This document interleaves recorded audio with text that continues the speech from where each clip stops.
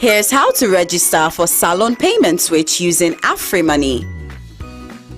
Dial *161#. Select option 1. Go to option 4 for Salon Payment Switch. Select option 2 for account registration. Select 1 to register your alias, which is your phone number.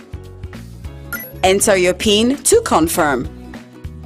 You will receive an SMS confirming your registration.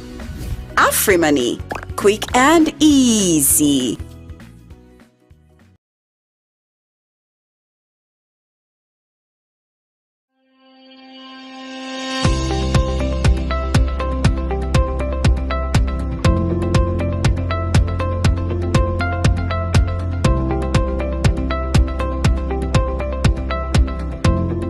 My name is Kenema J. Bangora, Commissioner General of the National Revenue Authority, and I am honored to extend a warm welcome to all our regional and international partners as Sierra Leone prepares to host one of the most important gatherings on our calendar, the WATA 2025 High-Level Policy Dialogue on Financing Development through Effective Tax Systems, and the 21st General Assembly, which will be held from the 15th to the 19th of September 2025.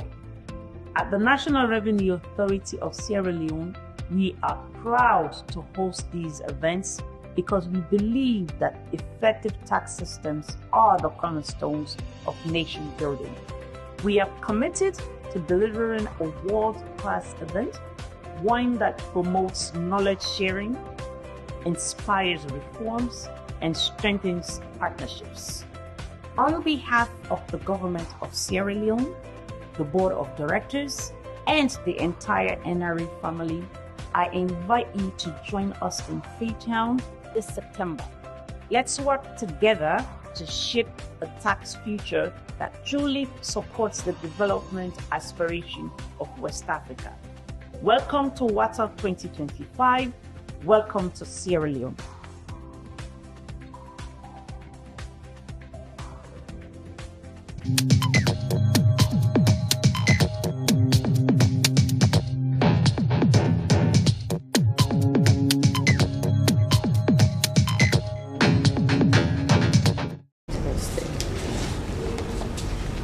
And we'll have our witnesses. Our witnesses, yeah. Thank you. 9 we all get. We Salon people, let me say this in Creole so the least person can understand. SLBC is our own, and SLBC is the best TV company in Sierra Leone.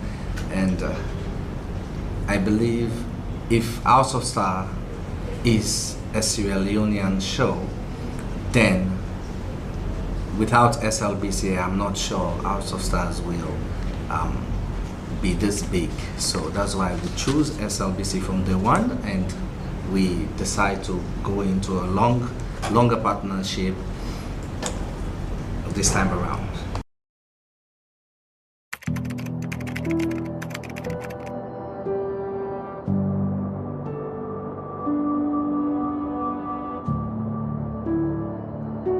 Sierra Leone, like many African nations, struggles with one of the highest rates of child marriage and teenage pregnancy.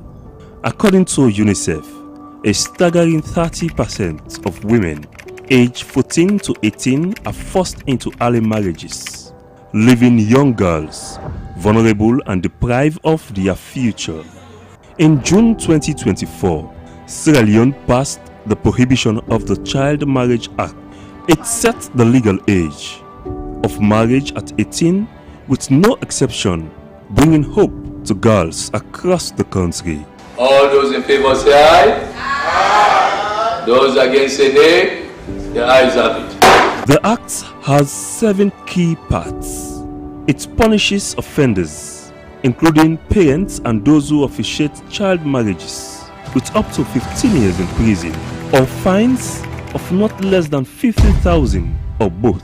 Honorable Mariama Zombo, who is the Deputy Chairperson for the Environment and Climate Change Committee in the 6th Parliament, played a very instrumental role in laying a private member bill that now together with the First Lady, parliamentarians, the Legislative Committee, and generally stakeholders on this bill, I was determined that it will pass. Prohibition does not only mean stopping the marriage, but stopping the conduction of that marriage, stopping attendance of that marriage, stopping the promotion, the aiding and abetting of that marriage, stopping consent. The issue of cohabitation, which is as described in the Act, is having sexual relations and living.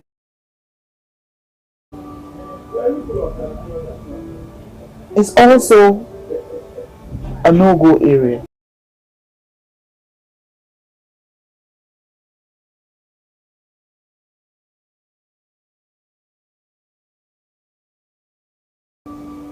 And one should not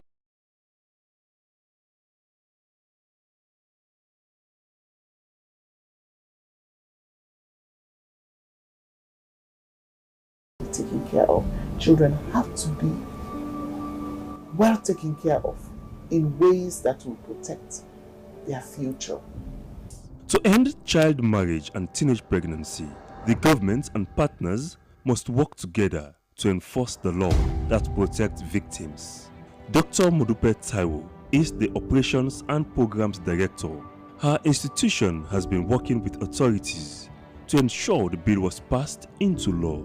This is a new law we recognize, and we know that the structure, the mechanism for implementing this law will require many hands on board. No one organization can deliver on it. So therefore, for great learning, sharing amongst all these organizations is very critical. To be able to reach a wider audience at different levels is very important. So coordination is important. Coordination will help to build that structure of synergy where the different organizations, the different players can bring in their resources, including expertise, including financial, and the networks that we all have. And so when we come together and work, we can learn from each other, we can build synergy, we can pull resources together, and we can reach a wider audience. And then, of course, people will learn from that process. So really, coordination is very critical, and that's really encouraged. With the high rates of child marriage, the act in any way. A child is a child. Children have to go to school, children have to be taken care of, children have to be well taken care of in ways that will protect their future. To end child marriage and teenage pregnancy, the government and partners must work together to enforce the law that protects victims. Dr. Modupe Taiwo is the Operations and Programs Director. Her institution has been working with authorities to ensure the bill was passed into law. This is a new law we recognize, and we know that the structure, the mechanism for implementing this law will require many hands on board. No one organization can deliver on it. So therefore, for great learning, sharing amongst all these organizations is very critical.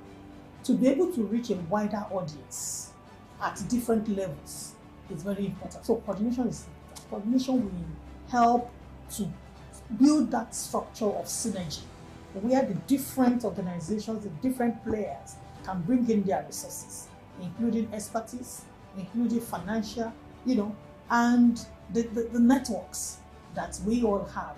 And so when we come together and work, we can learn from each other, we can build synergy, we can pull resources together, and we can reach a wider audience. And then, of course, people will learn from that process. So really, coordination is very critical, and that's really encouraged. With the high rates of child marriage, the act was crucial to protect girls. It will improve their education, health, and reduce poverty. Dr. Fatima Madabio championed the passing of the act. I have rape issue in my country, I have early marriage issue in my country, I have infant and child mortality problem in my country, and these are my priority. So other first ladies also, say the same thing, and then that's when we now decided at that meeting that we were going to change the name from African First Ladies for AIDS to African First Ladies for Development. That there were equal campaign. I have launched the Hands of Our Girls campaign. So what the We Are Equal campaign is now going to do for the Hands of Our Girls campaign is to validate the Hands of Our Girls campaign, because the Hands of Our Girls campaign. Because the Hands of Our Girls have been here for the last 6 years. We have campaigned on all the issues that we're equal are campaigning against. And we are not campaigning alone, we are implementing. We have in the last 6 years managed to change so many laws and policies on children's rights. We have managed to get the GIWI bill, where now 30% of women are in parliament. We have a little over 30% in cabinet. We have women leading institutions. We have women MDAs. We have women heading different parastatals in the country. And today we have more girls in school.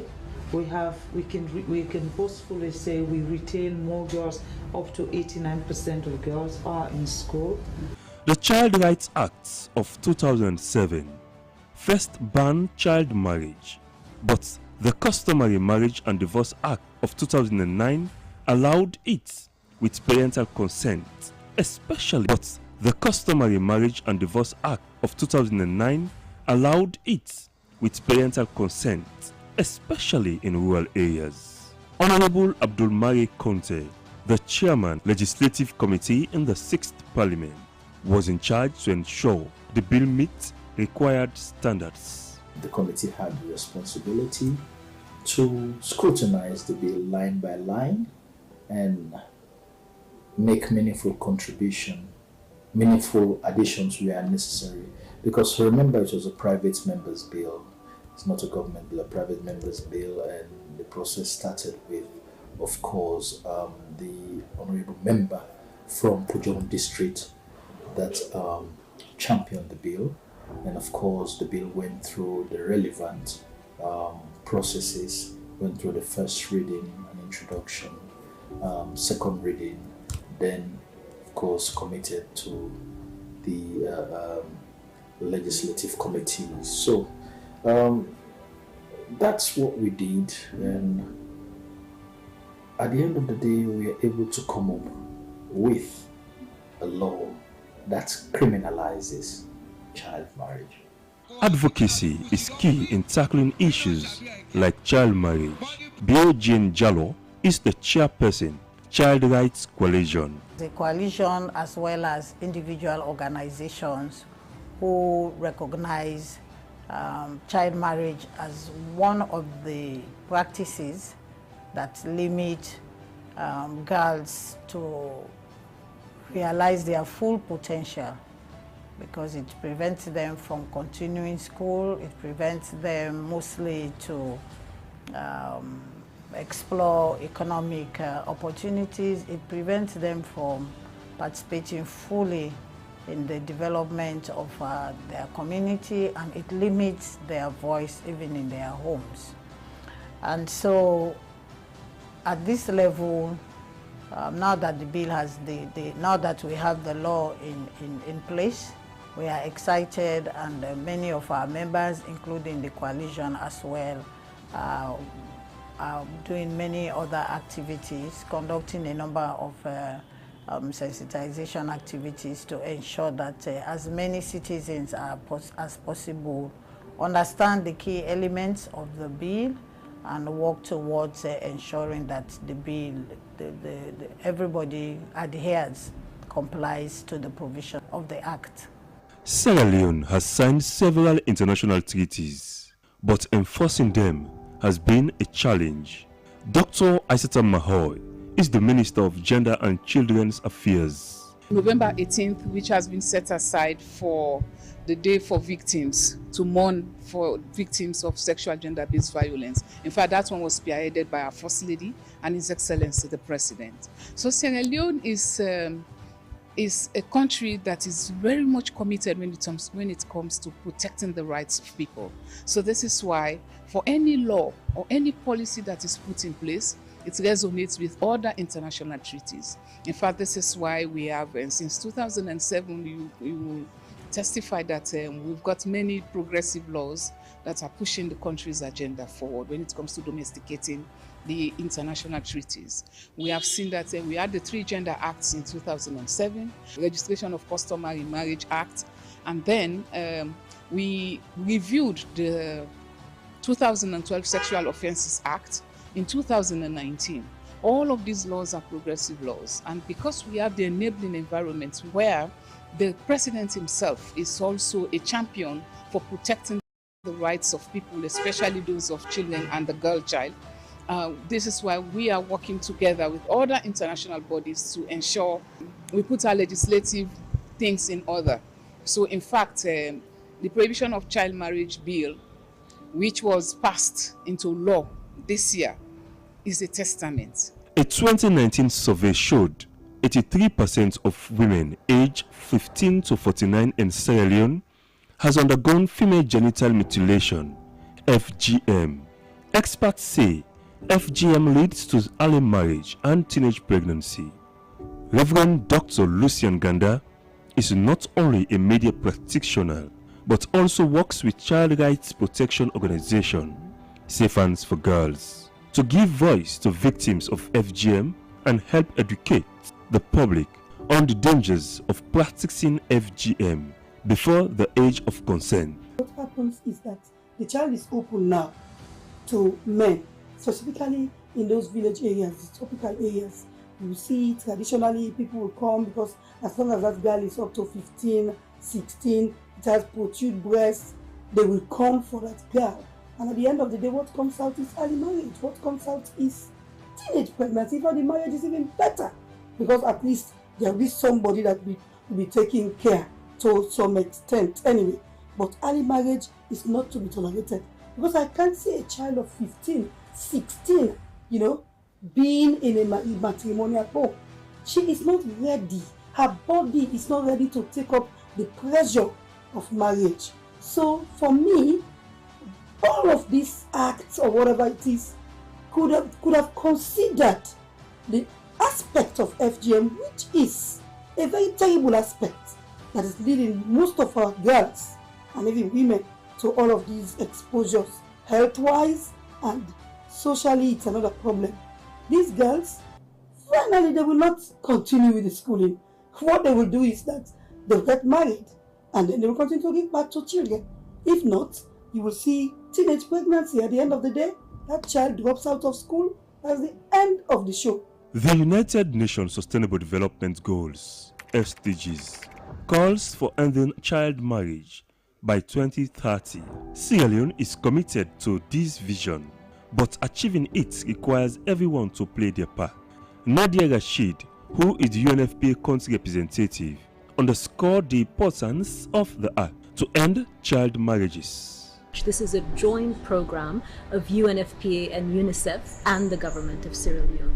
So we're really pleased to be able to launch this new phase of the program, which is really about accelerating action on ending child marriage as we lead up to the 2030 deadline for achieving the Sustainable Development Goals, which outline very clearly the target of eliminating child marriage by 2030. So as we look ahead, for us what is really critical is strengthening our efforts, strengthening action, strengthening partnerships, strengthening financing, with a focus on reaching the most vulnerable girls, with a focus on ensuring that our support is expanded to address the underlying challenges, whether these are gender challenges or social challenges that perpetuate child marriage and put girls at harm. In actualizing these goals set by the United Nations to end early marriage and teenage pregnancy by 2030, No one should be left behind. Another key things which we are suggesting is that there should be family support. Families, including parents, must be supported by NGOs, ministries in starting up businesses, because these are some of the strategies which we can implement in ending child marriage. Those who are going to get married, valuable ID cards given by the government of Sierra Leone. Do you have a passport to indicate your age? Do you have a national ID card? These are some of the regulations the ministry will have to come up with. The law which criminalizes child marriage in Sierra Leone needs effective monitoring by all. Mohamed Mala is the program's director, Child Welfare Society Sierra Leone, a local child rights protection organization which has been pushing for a short act. Prohibition of child marriage. But is that all? To me, no. I think the government owns a duty to do more, because the law is one, but the implementation aspect of that law is what is important to us as Child Welfare Society. You rightly stated, we still have data coming up, but as a civil society organization working in seeing that community is safer for girls, especially, we own a duty to monitor the full implementation of this law, and that is what we are doing. So what we realize that is that the law makes a lot of provisions in seeing that community is safer, especially one that prohibits child marriage. But we want to see the structures, we want to see the mechanism, the variables. For instance, Section 22 clearly outlined that the ministry own the duty to put a lot of things in place. One is to make sure that we have a lot of social workers at community level, monitor activity at community level. We want to see reports of this coming out. We want to see the social workers. We want to see people at community level having access to information on these laws. Because once you have the important aspect in terms of information to every law, you are bound to work within the framework for this law. So public education is very important, and we want to see the government to come out to us, to the people of Sierra Leone, on a yearly basis, if possible, in fact, on a quarterly basis, on the impact the law is creating, because the law is here to create a positive impact in saying that child marriage is not only reduced, but it's absolutely prohibited. But if you don't actually look at the various clauses, sections of this law, and we put them into context, and we hold our policy makers, those that are in charge with the responsibility of making sure that these issues or activity or action or section of these laws are being put into context. This is a noteworthy legislative milestone for the protection and empowerment of children in Sierra Leone. The Act addresses crucial issue that has long-term implications for the health, education, and overall well-being of the children, especially girls. With all these efforts, the fight against child marriage in Sierra Leone has just begun.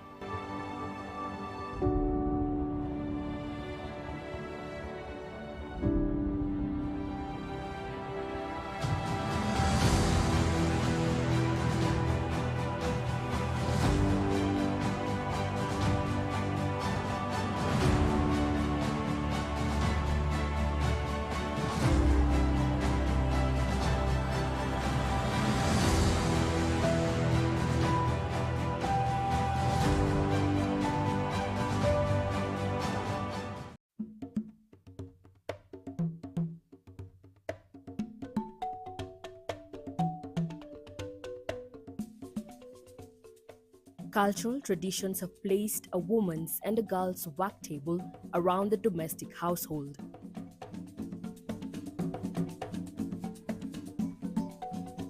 Education opportunities for girls remain limited, as many parents see no value in investing in their education.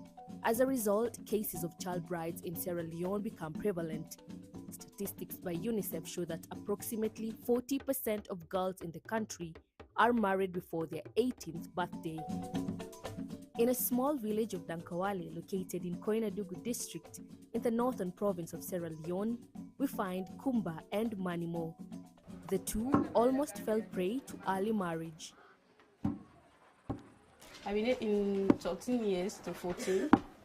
Man come up for me say he want married me. But definitely, I not been know the importance of education.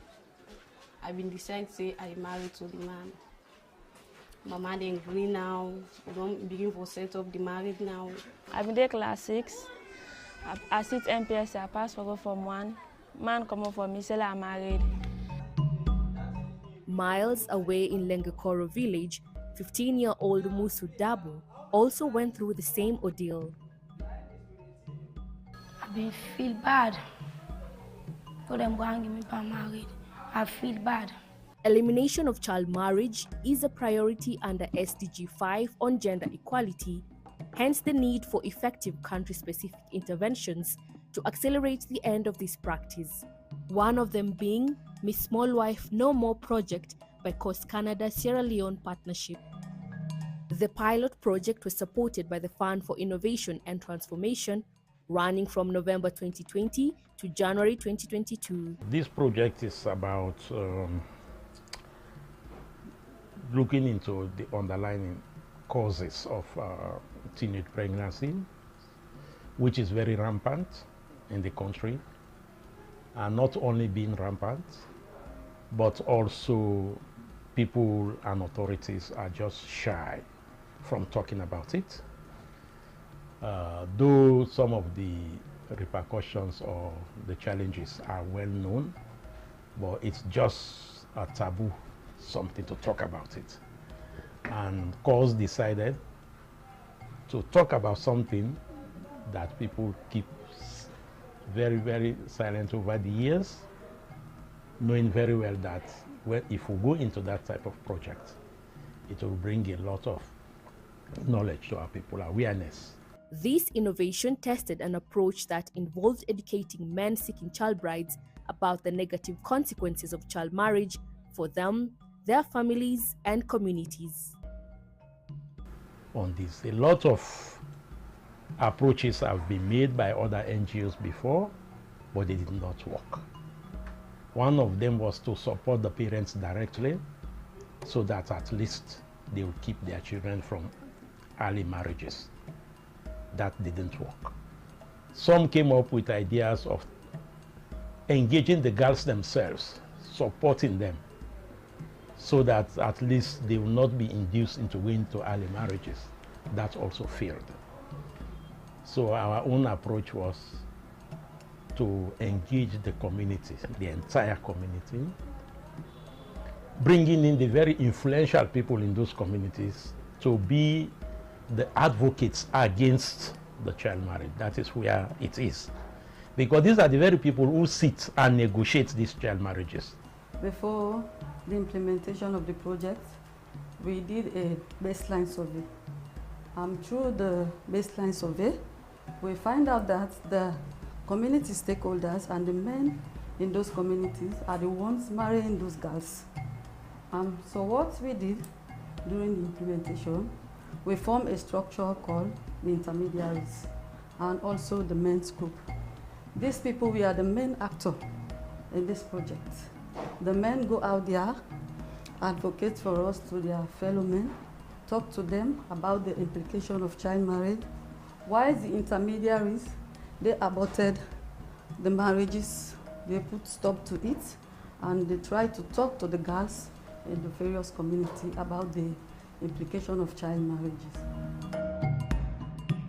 Besides being trained as advocates against child marriage, they were also empowered to organize home visits and community events to spread awareness on the negative outcomes of this practice. The intervention of the FIT project into the community by training the intermediaries, and the intermediaries also take the bold step to work for their people. Taking your girl child to early marriage will make them not to, you automatically kill their future, right? And there will be less development in the community, right? And we all know that when you educated one girl child, you have educated a nation. So I can go to them house to house, I desensitize parents there, I tell them the benefit of education, the benefit of where land the girl picking, how they become. So at times, you the picky, if you go school, you not go school that day, and they go to a parent host to host, and they ask, what make you not go school today? Then they tell me what's not their problem, so I can give me little advice. In addition to that, families are also cautioned on the economic impacts of child marriages. They will marry off their daughters to receive dowry payments that they perceive will help reduce economic burdens, not knowing that it will bring more losses than good along the way. There are actually costs, high costs related when a child goes into early marriage. Now, they are not physically matured for that, and it brings in a lot of complications. And more so when they become pregnant, most of them. If you go through the literature of this country, you will see that we have high maternal and morbidity rates in this country. And most of it can be related to early marriages, you see. And for the families themselves, when you lose a loved one, it's something almost unbearable, but you just have to accept it.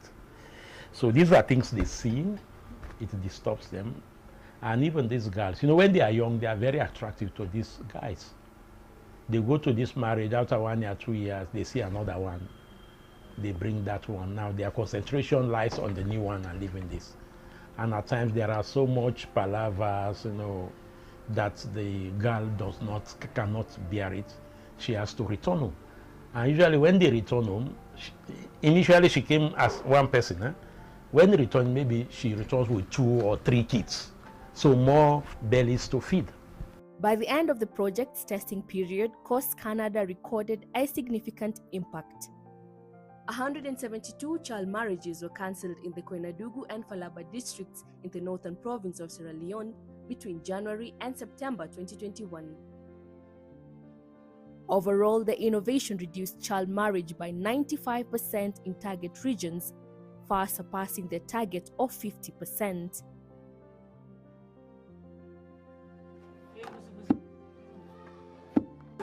Another mele Caribbean fiti matibana wo fola. Afole kaka mo filasa we wasoka konde mbonku mantike. Kwana nadimise wabo akumale atimilia ati femfe akumale ben wasa alkumero. Wo fon sa yire fola fa Caribbean fitela. Male makar ma wata ka diere fuisi ma duke ko maka. Kon kaka ma ande na bola nyamata ma Mr. Tembi mo cheme sawala akumala Mr. Diedo mo kon. Before we change the world, we kill man na tu. Bar karan ke din krem wala. Alhamdulillah. Bara lo karan to ne la belbel ke. Barang wa kila toriye be si magbasine. Fin sambol no kona wa karan wo dingi berke. Bambara le tonum bi karan la. On the other hand, there has also been an increase in the enrollment of female students in schools.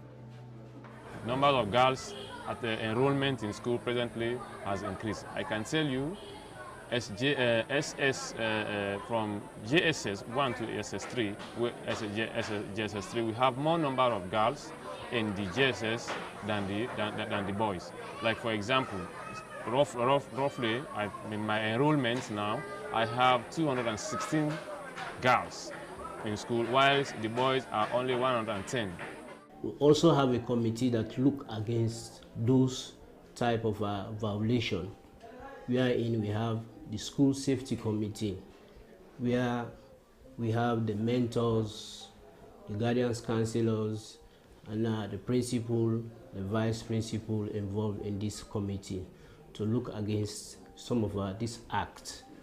And with that, before this time, because there was no sensitization about early marriage, parents were taking their children and give them to boys or man for early marriage. But with the intervention, because the school is very proud of taking drastic action against people that are really giving their children for early marriage. And for now, it has cut down. There is now a promising future for the girls in Koinadugu district. I promise For say tomorrow we get for Canada, you don't get for Miss Kumba again, na Ministry of Education. I promise to be the first. All right. No, right now, thank God, because I dey go school. So I dey do things come on now, me and my parents are in house now. So anybody else now want me for married or early married or teenage pregnancy, and they don't give full stop to that right now. A very successful project, not only from the FIT side, from our side here, and even from the communities. Our plans are really to expand this project, not only in Koinadugu and Falaba district, but also like in Bombali, this are Tonkolile, and even Moyamba, where we have our biggest programs going on. And as for Coast Canada-Sierra Leone partnership, the battle is still on, as they hope to march forward to more districts across the country.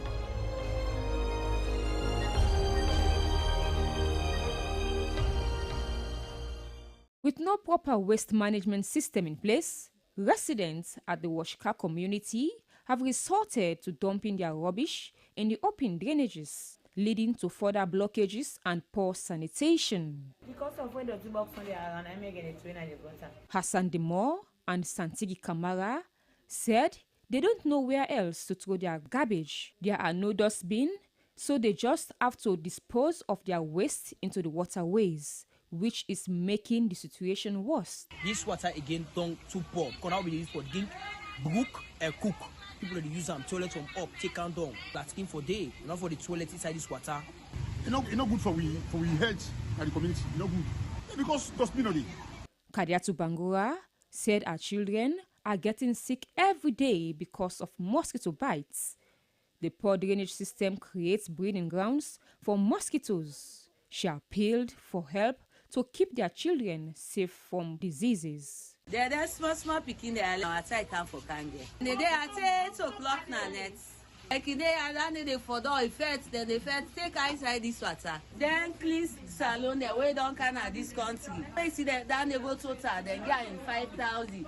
It won't move and it's only though you can't eat back.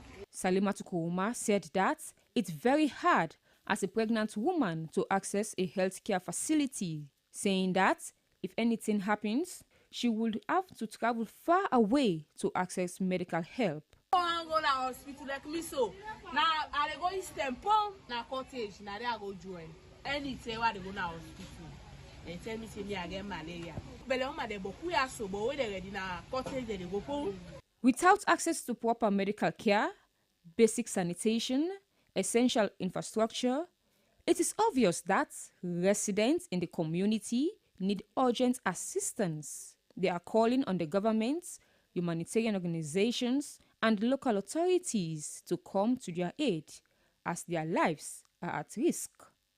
SLBC Newser, Nandewa Toronka reporting.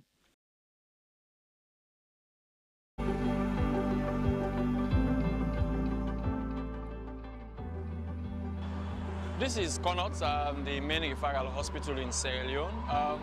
For those of us who have been in this country, this is where many Sierra Leoneans who can't afford to go to private facilities, this is where they come. This is their first port of call when they can't afford to go to private hospitals. But one thing that Connaught was also known for was that many people do not believe, do not have confidence. People say standards are not what they are supposed to be, hygiene is a problem, management is a problem, nurses and doctors, some people claim, are not giving the care or concern that they are supposed to give. The concern that patients get when they go to private hospitals, people say that concern is not being given here, that care is absent here. But management has changed. The current head of this institution has been around for months now. What has changed? Have things changed? That is what SLBC is here to find out, to know whether the Connaught that we used to know a few months back is the Connaught we are seeing at this particular moment. So join me as I bring to you the developments at Connaught Hospital. Built in 1912, Connaught continues to be the main referral hospital in Sierra Leone, attracting patients from all the nook and cranny of the country. Though the population keeps growing, the structures, which predate even Second World War, remain almost the same. The confidence of the populace to use the biggest government hospital is still a challenge. A place that one should walk out of hale and hearty, had almost become a center of agony, sorrow, and despondence. This sad state of affairs has led many people to seek medical attention to other countries in West Africa, Europe, or the US. Civil society has long been calling for more resources to be pumped into the health sector. One person who has been persistent in making that call is Victor Lansana. As a referral hospital, being the very last station or being the last port of call, I am expecting that the Ministry of Finance will be able to at least provide some huge money for this hospital, because this hospital is supposed to be having almost all the facilities that I think we're supposed to be having: X-ray machines, and other lab equipment, some other scanning machines. Whatever you will find in private hospital should be at the government hospital, Connaught Hospital. But if they don't have adequate funds, then how would you expect them to go for these machines? And it will be unfortunate for somebody to go to Connaught Hospital and say nothing is there to talk about. Then where else? Because that's the last hospital, so that's the kind of situation. So it's unfortunate, but I'm sure some significant effort has happened over the period. I'm not sure the way they are managing it, but I was impressed to see some progress of late, which I expect that should sustain, that should be able to keep them on track, and maintain the kind of name that they have as a referral hospital. Every country has its biggest health facility, which most times is expected to have the best brains, equipment, and facilities. While Connaught is never short of qualified medical practitioners, its facilities and human treatment of its patients have always come under scrutiny. The reason many go to private health facilities. Though the hospital believes that many of those who die in their facility had either been brought in late or had been given up in the private clinic or hospital they had first visited. Restoring that confidence is still a Herculean task, but this management, led by Dr. Kapua, is determined to make Connaught the first point of contact for citizens. There were lack of reagents, lack of supplies, and all of these things. I think those were some of the things that were preventing people from coming to the facility, because once there is no proper organization, people will be there doing what they want to do, and the patient is sitting there waiting. We've heard all those stories. So now what we have done, we know one of our very important cadres, they are the nurses. Nurses are one of the most important. One, because of the job they do. Two, because they are the highest number in the healthcare providing system. So what we have done also is to organize trainings. In as much as they have gone to their nursing school or all of their medical schools, we provide trainings for them again on customer care, on how to deal with the public. We know sometimes all of us are stressed, but it's for us to tell them to know that even if someone tells you something and tells you in a very insolent manner, find a way to comport your cool and talk to that person back in a professional. But I think we have tried. We are past 70 to 80% now in restoring the confidence, because we can see, I even have data to prove that, in terms of the number of outpatients that we used to have, the number of inpatients that we used to have as compared to now, that number has increased. It is against this background that a new hospital care manager was appointed in 2003. Dr. Kapua had worked in Kenema as a hospital superintendent, where he registered some remarkable achievements. He comes at a time when human capital development is top on government's agenda. But the question is, how can a nation achieve strong human resource if its citizens do not have access to proper medical care? And Connaught continues to receive throngs of people, majority of which are the poor in society. The hospital continues to attract hundreds of patients every day. From the triage, one can see the long line of patients. Some are here on appointment, and others on their first visit, hoping to get attention or care from a healthcare giver. This is mid-afternoon, and the queue stretches meters away from the doctor's office. I wonder if the doctor on duty will have the time to see all these patients before his schedule ends for the day. This is the triage. where we screen the patient before sending them to the doctors. And then this is the waiting bay. So the patient comes from here. So from here now, then we get the patient to the various consulting rooms. Hello, hello, hello. Good day. Doctor, how are you? So this is one of the consulting rooms where we come, one of our very hardworking doctors, always on ground, and our sister in charge of this unit, very hardworking also. Restoring confidence is very key for Dr. Kapua. Many medical practitioners at Connaught hold the view, rightly or wrongly, that the hospital is the last hope for many when it is supposed to be the first point of call. Patients come here after exhausting many other private hospitals. Some, according to my sources, are almost brought in dead. So actually, the hospital is supposed to be managing cases that are not, maybe there have been complications here and there. That's actually what the hospital is supposed to be. When we talk about last station, meaning all other peripheral hospitals, these cases may have gone through them. And that's why it's the referral hospital. Yeah, that's how it should be. However, that should not be an excuse to say these cases that come here, they come at the nick of time. Which means that as a hospital, the peripheral hospitals around, other branches of hospital around, they should be monitoring. I mean, just like when you have a court, you have the higher court and the lower court. The higher court is supposed to be monitoring the lower court. So that's how the hospital should be monitoring what's happening around the other peripheral hospitals or those other district hospitals. So that cases that come to them are now managed. So when they come to them, I mean, it's just to address whatever the complications that they are not able to address there.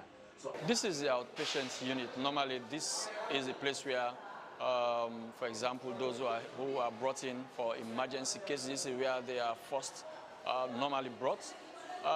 If you used to come here some months back, this place used to be very chaotic, untidy, and you hardly tell who is who was who.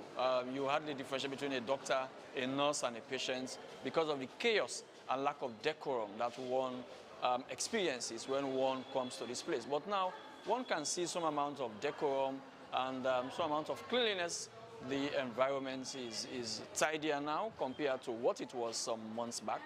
Now you can see some standards have been established where the patients know exactly where to go, who to talk to, and where they can get the assistance that they need, because it's very stressful for one to come to a place like this, which is the biggest referral hospital in the country. Whoever is falling sick or had an emergency or an accident. The first stop for many patients who are in critical condition is the accident and emergency unit. For now, this place was an eyesore with stench, unclean floor, and a crowd of people that you hardly tell the difference between a worker and a non-worker.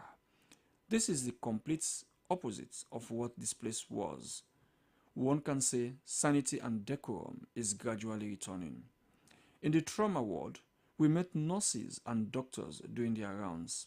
This outpatient unit houses people with stroke, burns, and accidents that are yet to be admitted into a ward. One can tell that capacity remains a challenge. One thing that discourages many people from coming to Connaught is the hygiene, as rodents and mosquitoes had found a habitable place in the hospital premises. Drainages were clogged with all types of wastes, from medical to domestic, which is not only a vector for the disease, but also a turn-off for patients and visitors. The current management has made hygiene one of its priorities. Regular cleaning of the drainages, wards, and courtyards has been duly carried out.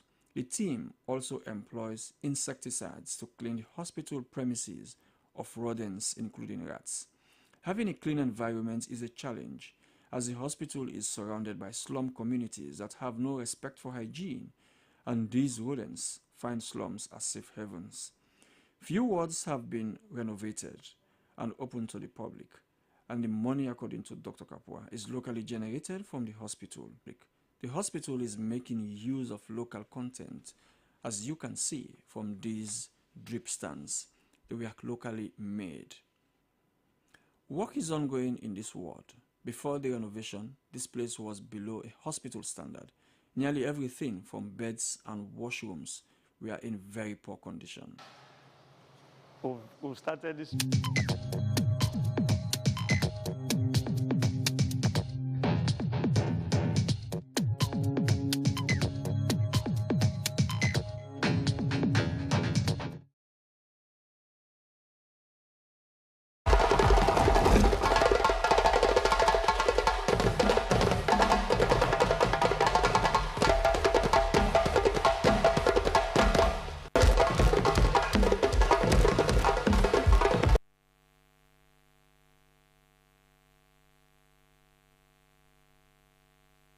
Adwen ben gama kepen go ko ba ben ga beta yi bu husia ndangia we kutuma we ta ajeje ana we hin chalo teacher union ateta tugo na tugo gbo agete akolu e ka mo sia ma na we tutoto na agagala ko gala ko we de sia to ko ega kebe vi je ana we hin ECOWAS ba bisia ma tugo na ta te ya go tugo ma aje ana we chalo ngometi ko we ta bi tugo tlape apo he na sia na we hin funi gi sia to ko ma do edu ko we hu batisi sia go la kuma JKV yepekesi apo ma sia mu mala koni bena do ko ve Chiamana with an conference of principals here ba miado kono DCP tugo na ta tugo gbo agete ya call we diama na we hin salo teacher union ati call we kageji ma na we hin kamwe sia te pia de sia te gaba to gumu na we na ye hu batina sia ba Ibrahim Sahi Kuruma ogulo na ta agbo agete ya ye ko hunju ye principal sia sia tugo hu ine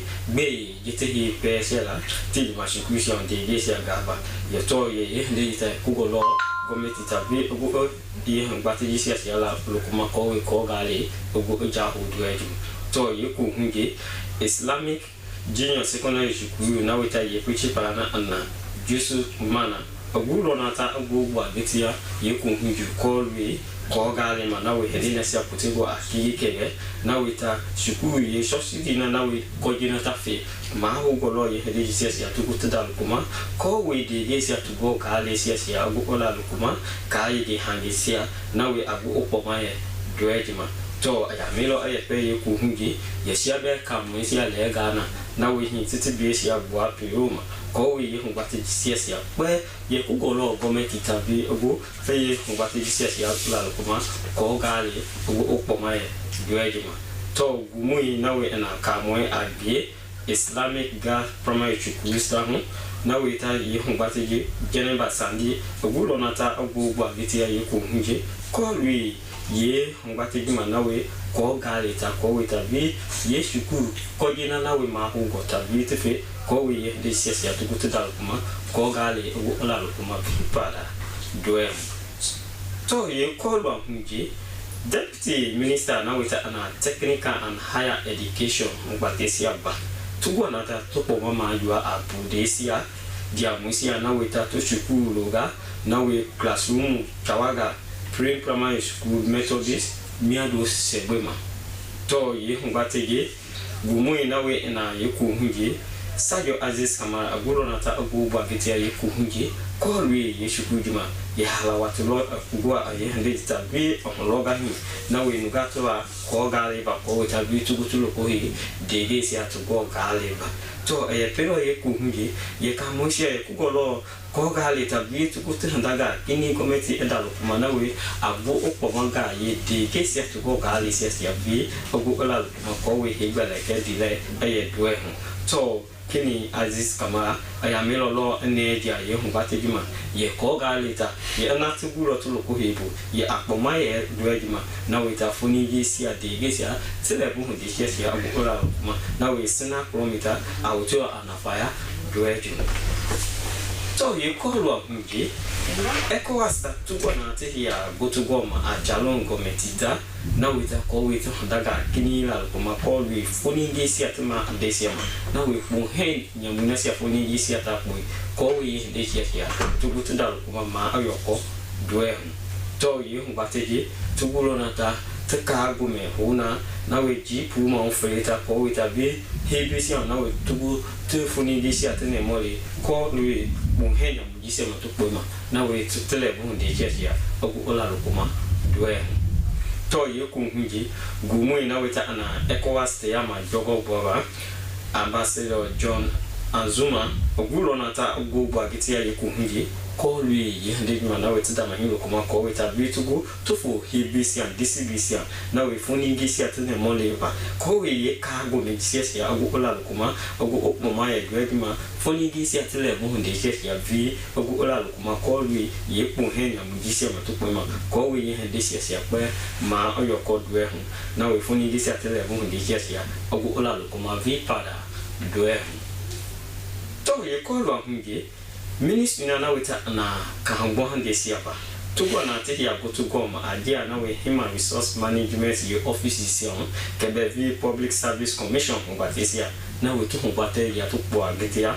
adani na ya na we to ma pu ya hon digital recruitment platform na we ko we tabi ye gege ma hande sia dia tina sente ya ye hande sia ba ko we hande sia to go to dalo kuma to te pelo ye ku hungi kenga kina atene moko wita dia chalo lidula atina we tugu vitu pomaga yetima ye gigema handesia na we jika agube a tawdi sawa breju pe ko we ye desia sia agu ola lokoma breju to ye ku hungi gumu ina we senior permanent secretary agye yon bati diva Queen School agulo nata pe ye ku hungi ya na we ye bati sisi ya tugulo tada lokoma ko we online ba bisi ma digital ba bima ye agwo okpoma ye dwedima ye to ye navi etine mo ko we dia chalo le libla ati teteli male na we ogube jika agube a million woman wofla na we otoma million no gogo ma ko we ye desia sia tugu tada lokoma dwe to Deputy Minister nawe na yefeli sente ya yege ndesi aba Dr. Jalikatu Mustafa ogulo nata ogbo agite ya yeku hunge ko lui ye humbate juma ye shabe website humbate ka kini tada kuma ko we kia na we titili mali ma yege ma ndesi aba sente ya yege ndesi aba ye tada uma na alima gawiju ye jita luma otuma ye jinu bogo ma pugma ko we humbate sia ogulo kuma dwe to ye ko lo hunge statistician general na wita na chalo tuna census ba pisiama tuwa na to hubatega kini tada lokuma na we ko wita bi ba we na to amagama ye hubatesia na we tutu mapuya cartographic mapping ye kago minasia ko we tugu tada lokuma dwedu na we fo woflava ye kago mijisia tugu to fola hebisia ba we na to amagama funa awama 2026 PSL ko we yon batisi ya tugu tidalo kuma to ye ku hungi te pelo na ko ye ka go mi jima na we tu dama keni lo kuma na we ko we tabi ja na we hin chalo le dibla ati tugu titili male ye gi jiba na we pa we na to amagama ogu ola lo kuma vi para dwe gumu ina we na ye statistic ba bima and bump journey ogu lo na ta ogu ba gite ye ku hungi ko ye kago me bibi waji matida mahindo kuma ye maho golo shalo li blasia tutulo ko vubu dia kama na wete ma yege yima ko we yege hende sia ogu ola kuma ba we na to makama na we okpo ma ye dwe ma ko we hibele ke dile eye dwe bori se dinya ha vele go fula uma ana siana ma ogwe ma nene bubu akema na ha veta ye bu musiale ta aki dia na we hin chalo ticha bino atie tugo na da tugo bo agite ya ko we kage ji mana we ka mo sia te pia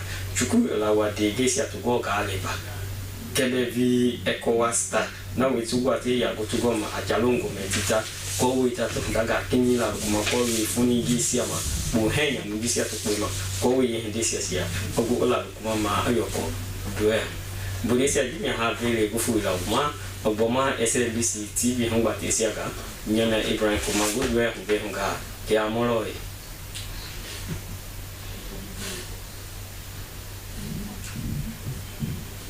Igbas na muka kori mona family you know no insurance Mokli SLBC television yimine isa Mahmoud Musne concept to no antagata what komi ka ba komi mri tam trenale akren chelu batrin samat afami chikanasi sabuntai akera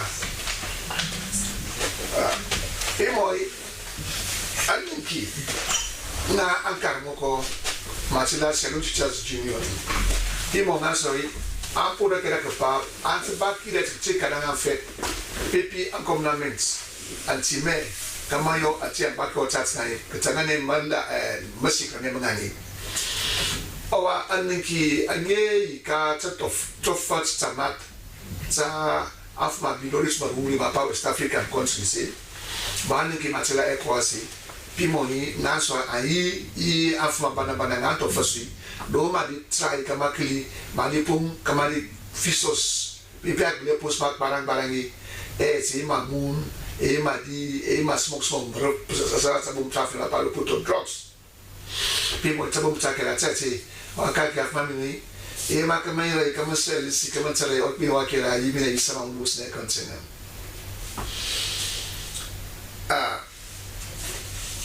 opak wan oweka an kansul nga an principal kan do kitinga do kono pimo pot bisna an komnamente tsekepai kama antim kama yo matsai ame asikrane ateso me anekinga an kan ko masira sa luchi charge junior ni na soi ayi kama amo pantami kama milu paksiri ka an kunga pa Ibrahim Said Kuruma kalau proses kepai, an principal nampak bonenga hali, na skira arigina tasna, kadang kasi angkara ngafet.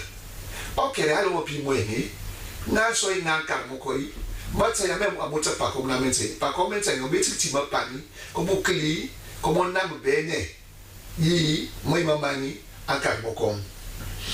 Kado Islamic Junior Secondary School, principal Josu Manan, kono chori. Maketa yi masompan ame angkar mo koma soto ekurika ekala akomnaments mantaka matira ruputo school subsidy pi mon kalani na maunu mat pembele o ina afet mo plusai kawenai maets motor chok ati afet man karanga o af muswangi pi akomnaments remengai nasoi kankala na maura ramnga ani mo bel mo bempa o mi pe ekala yi antapia soto o ai pukana maketa im sopan ni do so riskepan ni o ankala ngi bipi at kenga kanaso ampli tsakanya bak tsakanya ngi teni ta ai makira tse kana fet o bisnai an governments kankai anti mapam ayo chocho be ka bili kankai aso ton kala kama akanti asranti kama kama ko be ko kana fet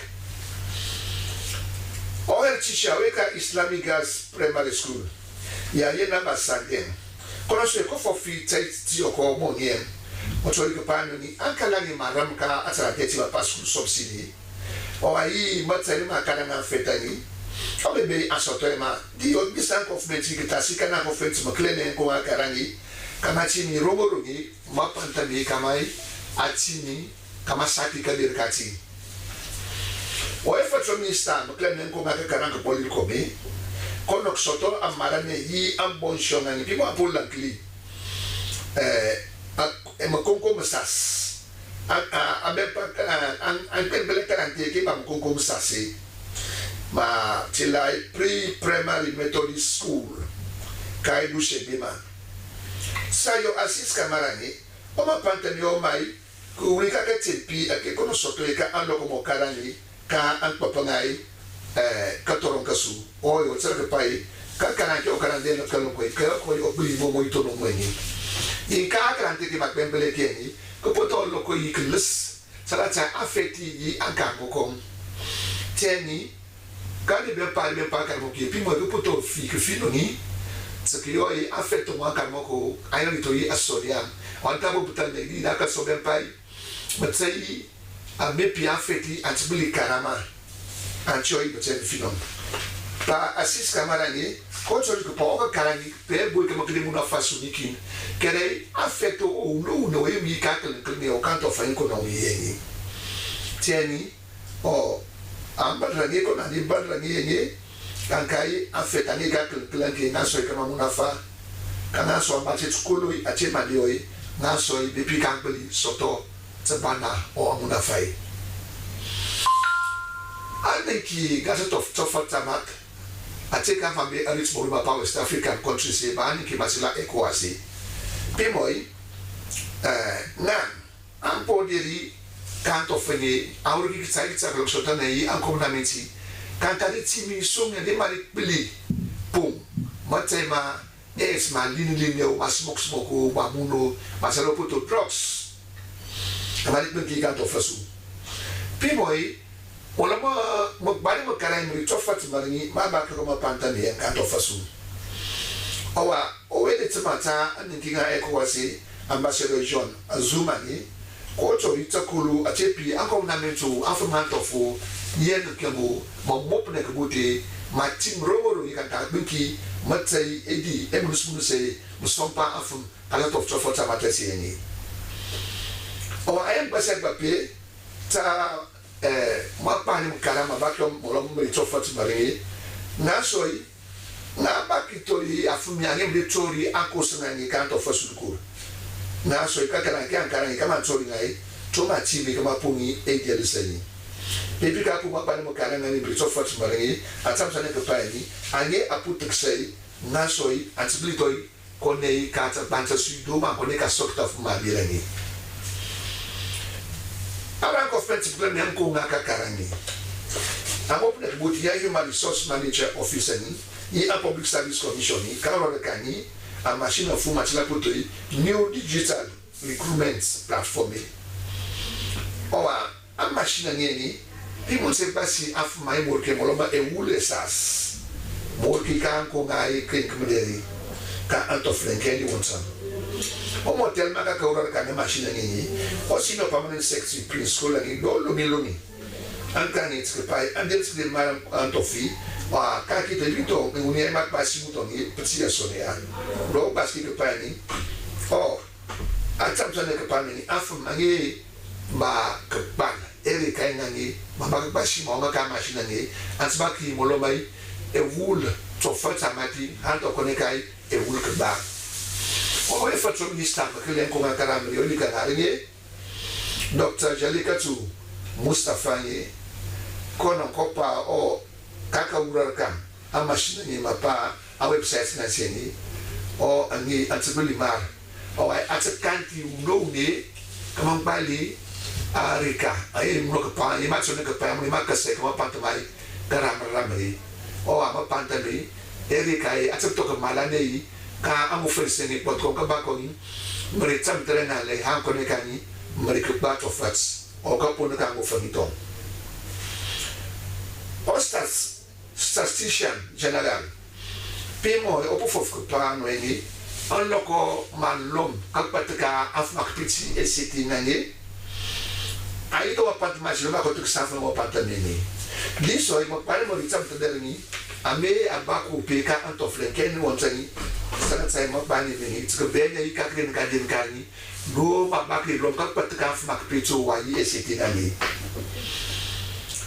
Andrew Bob Johnny kono pisna afon tso po mari kama matai ame ayi mai kama pat makalom kakpa trafuni yi eshetina ni kama kuri asonea mo pa ne mo kan mo tsam trameni pimoi a lajma bele ni to mayo a matsara kakpa taka afuni yi eshetina ni o a disoi to afuma worki mankli lubsane katsara yene rengani tabo banyoye afumi atifane ko pomari pepi afum ayemo kone ka 50 na ka shiti na mambo pangai kama opa finongi kama pake ngai e ifo ifi anya baki fika kai mo pantu makalom kapat ka afumu yi kapat ka shita ko kankai ko urfino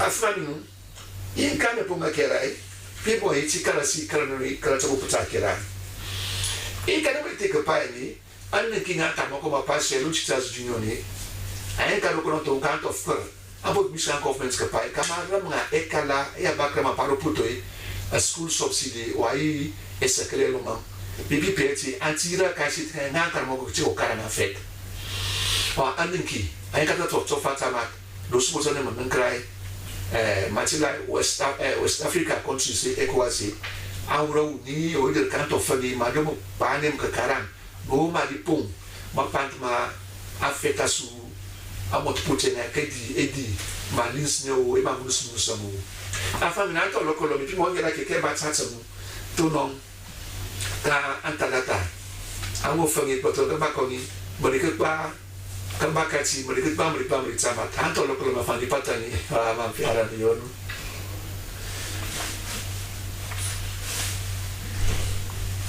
Baru bela sia ba ken suma ko isi masema ngala ta suma tanka Slbc ami bibana bina isi masema yamba ke akoto ndina igetse kwita pele de kare ko kwa hu ne tsebeni ba kamo de biwanda ke ga koto ba katara ba ko bi de ba du kuno benga beni ba matani manane kai ga koto ko yen kumbani bo ya na ekwas isera tabante ko amenti hamba halu ba puka kara koto imba buto no mu pati di conneton tanka mili tanka hamba menda ba sosimbe ba halu ba tika ila beni ba boa NDS ba non bia bitone ya koso ba puka kungira no mu kumuni ba kweli ku beni ba ma beni ba hena bin ko ba don ba masiri ma kutema ba kodo wa koso na bu bine ma kutani mama ba katra ba principal bin kalon kure wa kono bele tino kwa menti hamba puka kungita no petemba bile tahi kale ka beni ba matami ma no po bile na silent shaz junior Upo huna ni tibeni ba kalmo bin ka kwelen ko ba halu ba puka dunamu ku mbele ne na matani ma kai ga koto no ka kwelen ko ba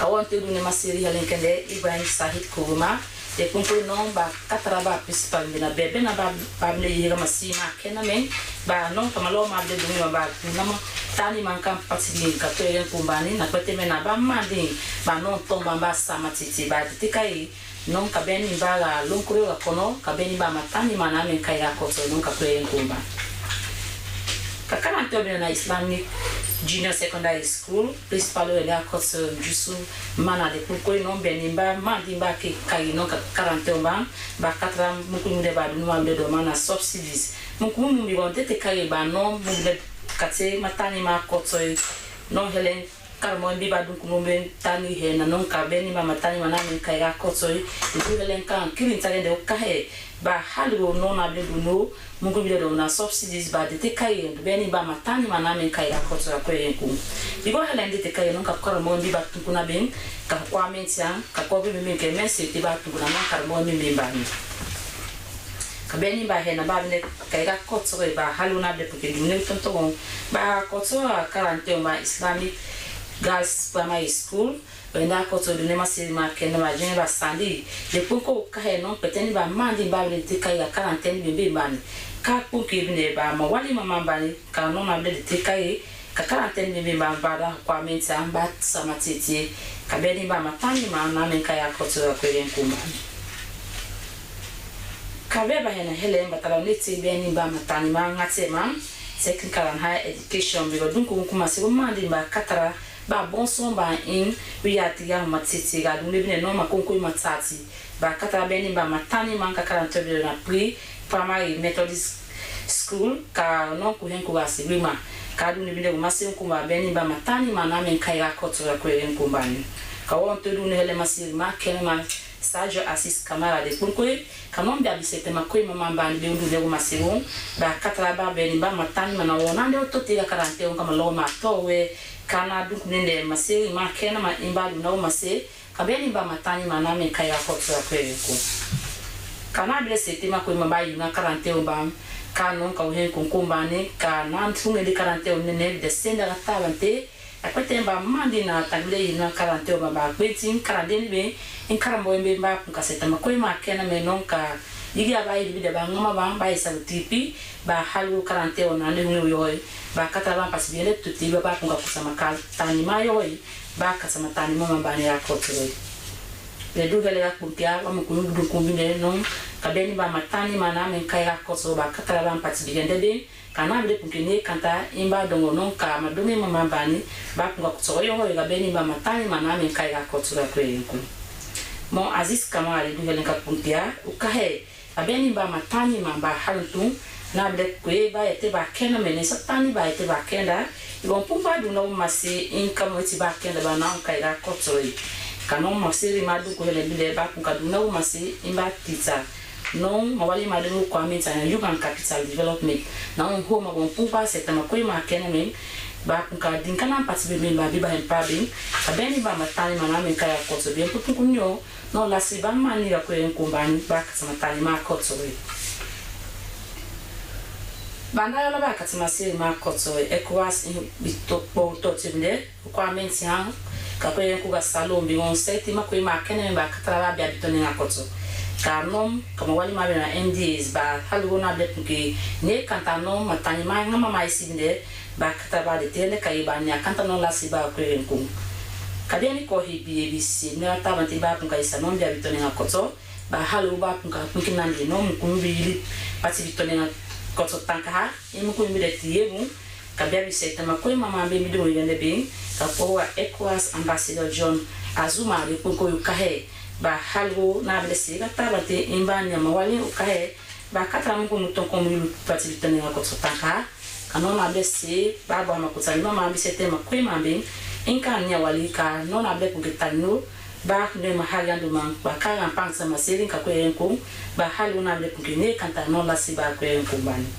bisete na makwe mambe kama ndeni ko hemas mai ma blese tindamba kugitano ga henga hawande bitoyu san kumbani be ba kugitana bele no kama wali ma hawande no ka pohambani yonda punguba kunkina no kwenko ga salon kan pati bitone bitom kum tom il tankambambe me bitie mu ko mungi na pati bitone ngakoto ne onene ya ko yenko biwanda sira tabante babele kun katanna inkande titire bitoy matani mama be biwanda kun kuseta makwe ma Kenema ba kala pangsa ma seri mama ka ko yenko ba haluna be kun ki pame no yete ba Kenema kanu mu kunu il tanka pati bitone ko yenko man bandata na masema batala neti beni ba pito koto mbito tsebinde problem na human resource management ka office Kenema be de sega tabante importo na public service commission ba huntsene mo alimentiga pada ba katara mo alimendoma na digital equipment platform mo wali mama bi wanda dit kay no bitimo ba set mo wali ka be ba pito koto na hu kai ga koto ko yenkumba ka pon hambani bi huntu masimbi hawande non kabia ni de ngakena Kenema ba ndi mo wali ba de tega pito ko tsamba to yusanku kenda we hobi wonda de tikai ka uni bitsati ka boni tibeni ba pito ko to en mo ali maleti non ka masiumba ba ko kutsa non ke kukenda ba ka tamali mama ba ni akotso we kana du kubile masiri ma Kenema ka hunti ni madenki mama sini on pama insecti wa po hamba un preschool le toni non abde sete ma ko ma Kenema ka beni ba ma de ba mbe ko isa kare non ka ko en ko mba seta ba wali me bani in ka mbe ko tinne ka po hamba ni ba halu ba ko en ko ga salon ba to en ko sa ko kenda ba seta ma ko mama ka bia wuli ko hipso ba pensane ga wuli ko to kai ba ndo ba na apply ba ko sama wali mama ba in ka be ba ko pita ko to dan ka ya ko to ko en ko en so minister obi ga beni ba ko pita ko to Dr. Jelikatu Mustafa de Bonkoi kama wali ma huntu bile mama ka padaga u hen bile kuna websites iwonde te kai an kalen kin ka huntu bile masiri ma Kenema mama do timo wali mama iwo kuye me non kan kalen kin ban ka bile pite ma wali mama ban na poti wase te manden masoma na kanina hambani handa kan tankina na se te manden kontratati non ka ni na hambani kai no mama do timo ba se tama ko mama bani ba ka tabe ba pito ko to akoto ko yenko bandata ina masiri ma po bien na statistique générale de poko no na le petit mo wali ma Kenema ka hen ku ha wande ka beni ba ga isa masiri no ba tio kalen kimbe kama ne masoma ma be sira tabante ba kun katana bia ba halu ka ko hen ku ba ni ba ka to meteo ka no na be ke anti ne ka hen ku ani na ba 2026 kama wali ba be do ma national census ka ko hen ku ba ni onda ko to andu John Bobby de tunda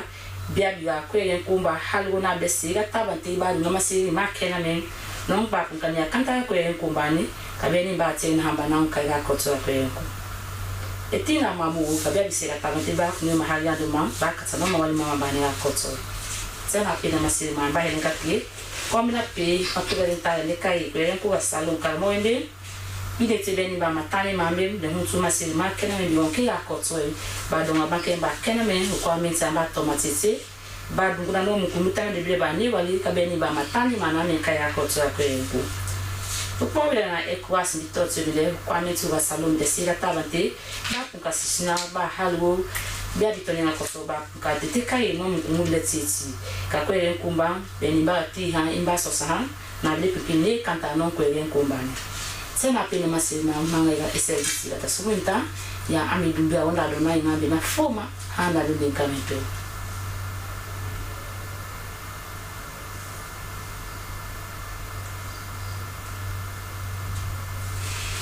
Slbc Tv Freetown Fambulu na morning notice na the use of Nika Finokon but Sosmika Gina the big use.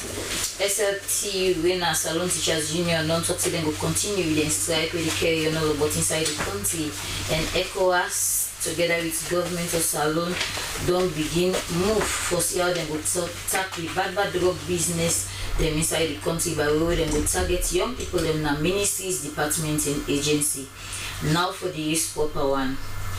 The chairman for Conference of Principal inside Kono don't call on government for make them see how they will settle this problem by way we put the Salon Teachers Union before for make sure say land book business go carry on in the country.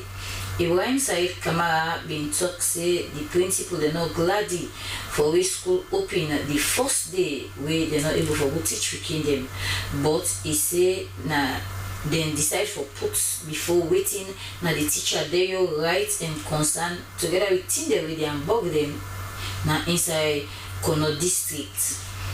Na the Islamic Junior Secondary School, the principal Jusum Mana talk about the problem they will then get ready for doing the school subsidy, land book material, and for sick as some teacher they will then pull come out na the payroll. They talk and Jusum Mana talk and Tiranga one say the school subsidy na the key problem them we for settle the teacher them we they not government not they pay at all and they call on government to see how they go try for solve this problem quick one so that land book business will carry on inside the country. The head teacher na the Islamic Girls Primary School Geneva Sandy series to talk about the problem we get for the school subsidy and land book material again and it's a call on Geneva Sandy call on government with the, together with the ministry for see how they go settle this subsidy so we don't dey long we dey no pay so that speaking then go begin go school. And the Deputy Minister for Technical and Higher Education with support from Infambo them in Paddy do hand over 3 classroom block pre-primary Methodist school na in hometown na Segwema. Sajo Aziz Kamara been say this good work here so been come for sake of the early problem experience where if you don't get na the eastern region, but he say in primary land book business na him push am we able go through all in academic success then before them in a fixed 3 classroom this 3 block classroom here so the building not been fine for the picking them and the teacher then at the school, but this new building where they don't change so now they don't find the picking their leg cam then go able land fine and so we still get the material them and make sure the picking them safe and the area outside the school they find for the picking them for carry on with the land book business. Mr. Aziz Kamato Kantranga one say land book business not to but you personal development no more but you still so they add value to the community outside you day and the young generation them. Mr. Aziz Kamara continue for talk say the school the series so support human capital development and he say it play an important role na the next generation their life when they go be a leader tomorrow. ECOWAS together with the government of Salon do engage with young people them from different ministries, departments and agencies where they can call MDAs for make them go come together and see how they go make one document we go tap bad drug business with the carry on inside the country. The 12-day training exercise they make and foresee how they carry on with and foresee how they will tap the bad drug business with the carry on inside the country. The resident representative for ECOWAS, Ambassador John Azuma Tokantranga one say reason they follow with join for fact for see how we tap drug abuse na the region and say we so talk to the participants they really take part in that training day for see how they will take advantage of this particular training within the carry on with so that then go able for tap drug business. The participant then go seriously carry on with the training for 12 days. And 2 masters will train them through the different topic them where they believe say then topic then they for reduce the bad drug while they carry on inside the country. When they go done this training exercise, then they expect them to need a year so for make them to not one and train other people them we go tap them people they are safe for make them who put on drug business. And the Ministry for Health together with Human Resource Management Office and the Public Service Commission don't pull na do one new computer where they go take people them per work. And now an important side is inside the well body sector where they don't make this particular idea so now for see how them go take 3,000 workmen them all about the country from different areas them but now two computer way they go carry on with them when they talk but the particular people that they want for take per work in Punado ceremony, the senior permanent secretary Prince Cole talk say this computer where they want for take people and per work, it will be fine for the country and system so that all man go know say you go through the right system for get this work. And he explains say this particular idea so would make saloon people that will get rights for apply for the work go do and then they expect to get from 15 to 20,000 people then wait for apply. The deputy minister too for well body Dr. Jelika Mustafa when he be the Punado the website he announced the application the website he said the application who side them go send then for make the no say people then don't apply it go open September 9 and it go then go lock am September 30 this year. And the statistician general don't open the census regional cartographic mapping. The 7 days training will take place all about the country and a part of the planning process for the 2026 national census. And Bombichoni call on the public for make them go able to take and provide the information to them cartographic mapper they also for let them exercise go successful. The 7 days training go pay attention on different kind of thing them, how they for carry on with the cartographic mapping, how they go use technology and the data quality management. The facilitator them into Kantranga one say, therefore make sure so they do the work the right way and give themselves to this training here so that they go sabi for do this kind of a work way that they can begin. The statistician general encourage the public for make themselves agree and answer to the cartographic mapper them during the term where they go out to collect the information they really want as all this they on the planning stage for the 2026 population census. The family na the use done so make again the biggest before I go. The Salon Teachers Union non talk say they will continue with the strike where they carry on. Say the teacher they don't sit down for this particular new academic year Monday for circa over billions where they for give them for school subsidy. And ECOWAS together with government, the government of Salon don't engage with young people and from different ministries, departments and agencies for see how they all go join and for tap the bad drug way young people and they use well family they use them so make everything. I hope you will get a blessed Tuesday and you will continue for the look SLBC for get some more information. Tata.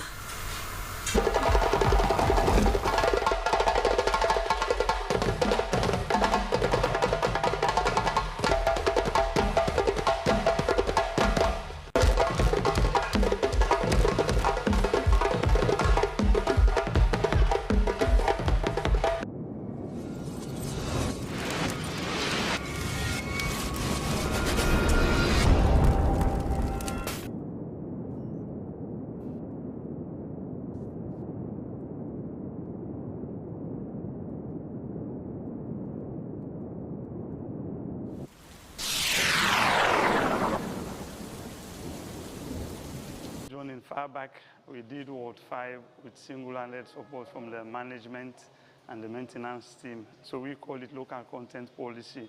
So the management don't want to come with contractors outside. They rely on the local team. So we did the work in Ward 5. Management said, okay, we'll move to Ward 7. Now we are here in Ward 8. If you go to Ward 5 and 7, the same design, how the ward is designed is just the same as Ward 7. So it's the same we are going to replicate up here. Ward 7 is nearing completion. It will be open to the public. So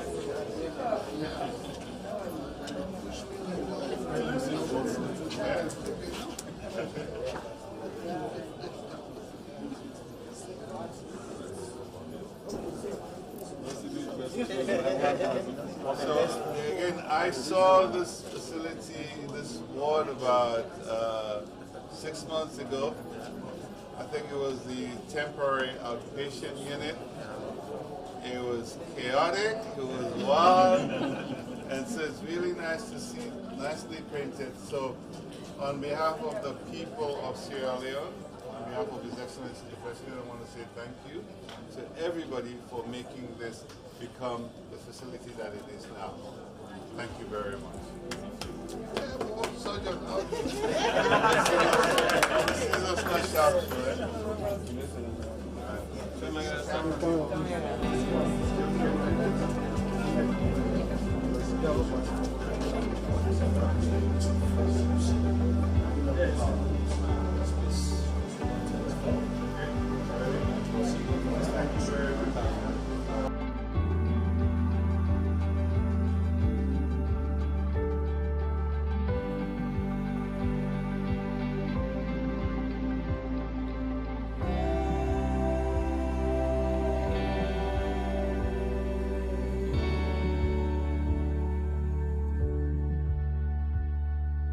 Who's going to pull money for this? Well, from the internal service fees they already collect from patient clients.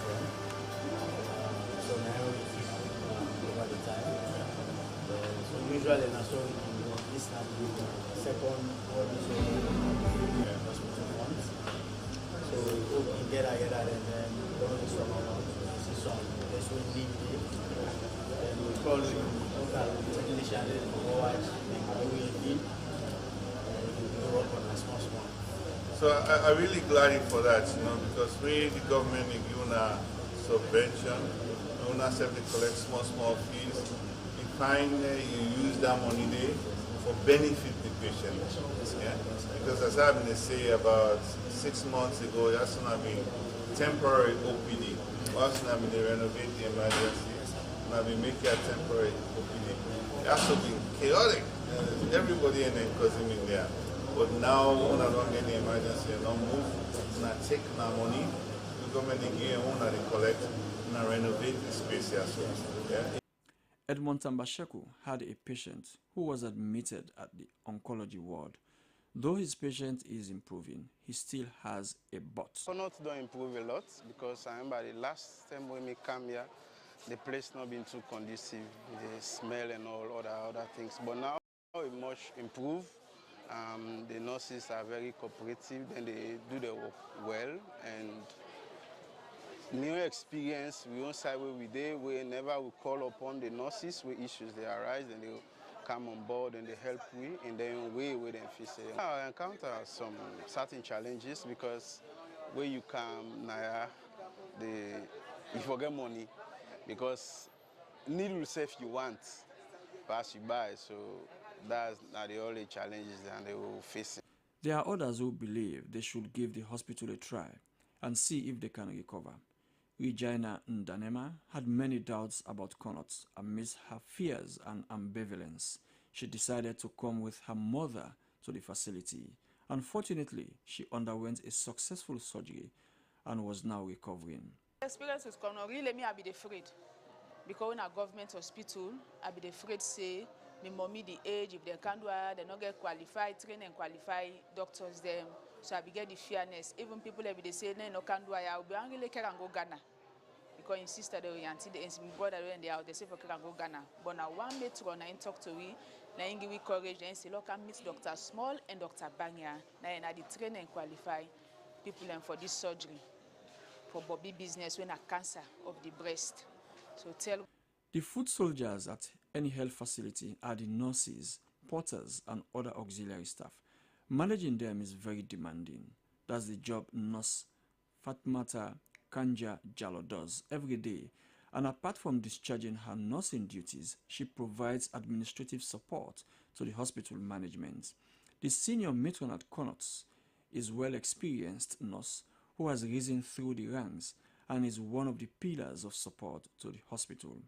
Things have changed drastically, and you can see it visibly as you go along, because lots of patients now have confidence. That is why we are having the influx of patients at Connaught Hospital. In fact, we are even challenging with bed capacity, because everybody wants to come to Connaught. All other hospitals, when patients are at the dying stage, they do send them to Connaught to come and have some. The Connaught dialysis unit was first opened around a decade ago with support from the Israeli government. The unit worked for barely 2 years when the machines broke down and the unit was grounded to a halt. Many patients had to go to private facilities to be dialyzed. The cost per session, which is almost $100 at private facilities, is unaffordable for the common man who has to do at least 3 or 2 sessions per week. The unit has once more been revamped with brand new machines and technicians plus pediatric dialyzer, which never existed. The cost, which is 800 leons per session, is cheaper when compared to private facilities. Mabinti Sise is the nurse in charge of the dialysis. On a daily basis, we are seeing 8 patients as advised by the engineer, because we are having, at the moment, we are having 5 machines, but 4 are functional. The one is faulty, but the engineer is working on it. So he advised that we should not do more than 8 patients per day, yes, because of the lifespan of the machines. So except for emergencies, they will extend up to 9 or 10, they will allow us to use. Now, what I could tell everyone is the dialysis unit is up and functioning very well. We have one that is dedicated for people with, say, infections, hepatitis, HIV, and all of that. And so what used to happen also, coupled with the fact that the machines may not be working, but sometimes the machines would be working and there are no supplies. So what happened, thanks to the government through the Ministry of Health, we now have a biomedical engineer. Before we used to have only technicians. A biomedical engineer that is being employed by the government.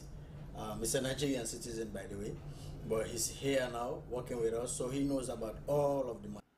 The Connaught mortuary is one of the busiest morgues in the country, which caters for the greater populace and the deaths that occur in the hospital. In all previous disasters in the country, this central mortuary served as the main place to keep dead bodies. It is one of the departments that urgently needs attention and resources, from space to freezers. Some changes have already been effected. Workers are now operating in shift system, as that prevents the chaos that used to happen, where the mortuary was like an open market and free for all. Some decorum is now in place, though the environment is still unchanged. Recently, we don't have another mortuary to go with some of those deaths. So some of them, they are in the house, they die 3-4 days before they come in the mortuary. But some people don't understand. Some people don't understand. When the bodies came in, they would think that this place, we usually spoil body, but that is not, because we are having support from the management. So we embalm bodies, but these bodies that are smelling in this place, they are the bodies that are coming from the street, bodies that are dying outside. We need renovations. We need this place to be renovated. We need expansions. Then we need a funeral parlor to be expanded. Then we need the cold room to be amended. Then we need another things to be amended. Then we need this cold room also to be changed. And then we need supportive gears to work. Some changes have been made at the mortuary. Number one is to put the organization in place, which is working now. So before there used to be no organization, I can tell you that for a fact. So all of the staff that are working in the mortuary, all of them will come in the morning and start leaving us and when they want to leave. So once there is a corpse, we all know that now. Once there are a lot of people, all of us will go scrambling, fighting for the corpse and all. So we have changed that. We have made sure that now they have their duty rota through which they operate. So if it is not your shift you are not supposed to be at the mortuary. There was also issue of taking the wrong corpse to the relatives. You know, I heard that it was like a scary movie. So what we did now is for them to have a form, corpse acceptance form and corpse release form. So whenever they accept a new corpse, they'll go through and put all the data. So when they are releasing that corpse also, they have to match the two forms together to make sure they tally. So that one is being done now. Our biggest problem we have with the mortuary for now is the building of itself, the construction. But we have plans. The mortuary should be the next. It's not been very good enough.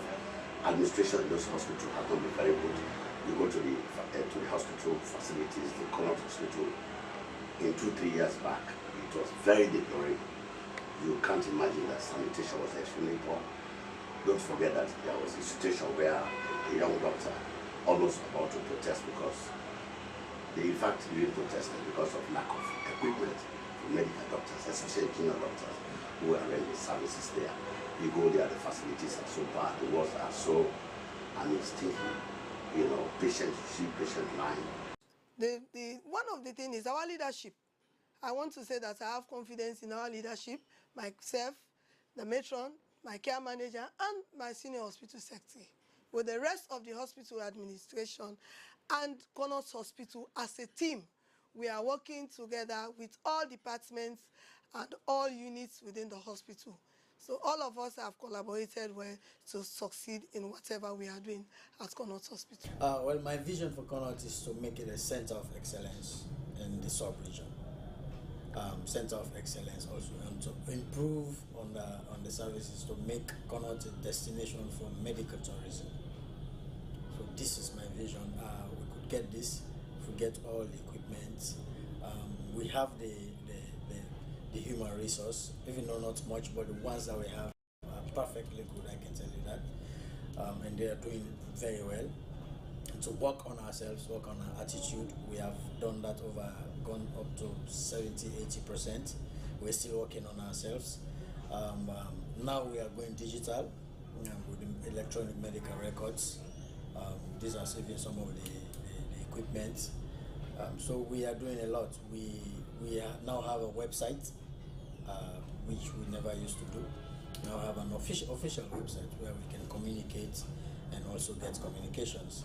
As sanity and confidence begin to return to Connaught, it now behoves authorities to invest in this facility, which is far older than many other hospitals in West Africa, if citizens' hope to come here is to be achieved.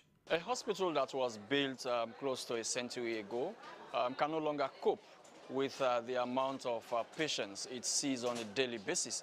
The doctor-patient ratio is unimaginable at this place. So you ask yourself, how do doctors manage to see the amount of patients that they see on a daily basis? But what one can say is that some amount of transformation is going on at the Connaught Hospital. The environment is cleaner than it was, and some improvement is happening. And the confidence that had eroded is coming gradually. And now people now believe that it's a place that they can come, it's a place they can get the attention and care that they deserve. Though I must say, there are still some challenges that are still facing this main referral hospital for Sierra Leoneans who cannot afford to go to private hospitals, who cannot afford to see a private medical practitioner. Where they can afford is to come to this government facility, which has far outweighed the population it was built for close to a century ago.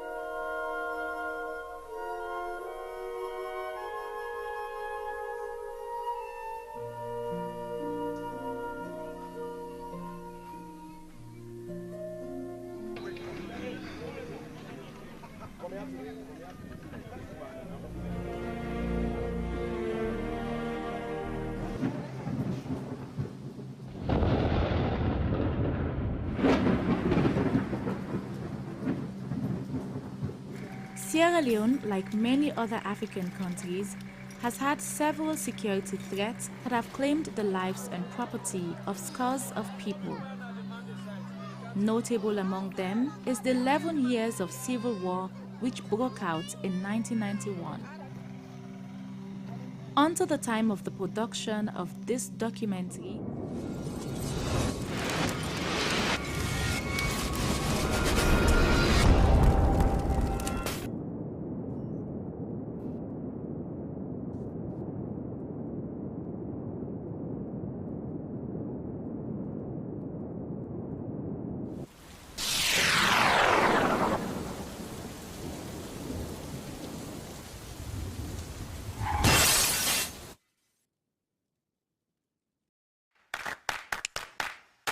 do you know the TV show that brings to you the decision makers who determine and shape the country's policies and programs?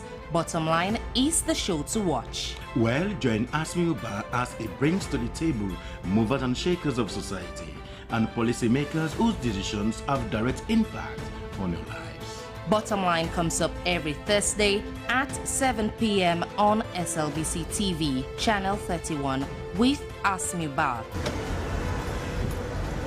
Bottom Line on Slbc TV, the program you can't afford to miss on Slbc TV channel 31. Join me now. The show that touches every aspect of society as we leave no stone unturned. It's Bottom Line, only on Slbc TV.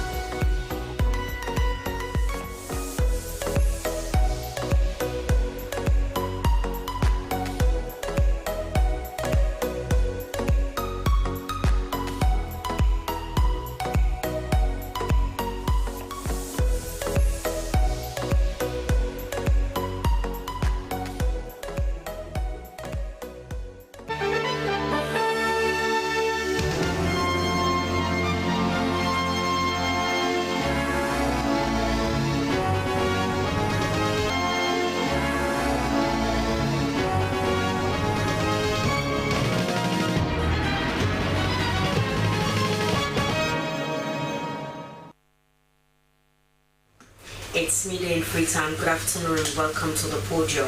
Our quote for today comes from former First Lady of the United States of America, Eleanor Roosevelt, and it says, with a new day comes new strength and new thoughts. Coming up in this edition of the podium, ACC to introduce smarter and tougher means to tackle corruption nationwide. SLPP imposes ban on flag bearer campaign for party members, and Mental Health Coalition to commemorate World Suicide Prevention Day. Well, all these and more coming up in this edition of the podium. Be part of it. Send your messages to the number on your screen 030-073-719, and also you can leave a comment for us on our Facebook page slbc.sl. This is the podium live on SLBC. My name is Daphne Zainab Kamara.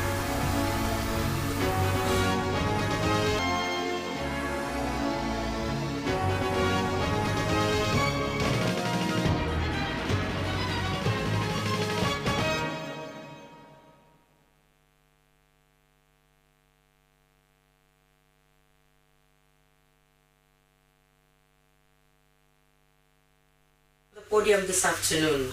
The Anti-Corruption Commission has reaffirmed its tougher commitment to making the country a corruption-free nation while strengthening transparency, accountability, and good governance. Meanwhile, the ACC, in partnership with the Directorate of Science, Technology, and Innovation, is set to launch a brand new user-friendly assets declaration form. The platform is designed to make declaring assets simple, faster, and more transparent. Well, for more on this, I have in the studio the PRO ACC, Silvanus Blake. Good afternoon, sir. Welcome to the podium. Thank you so much. It's a pleasure to be here. Tell us about this new partnership with DSTI.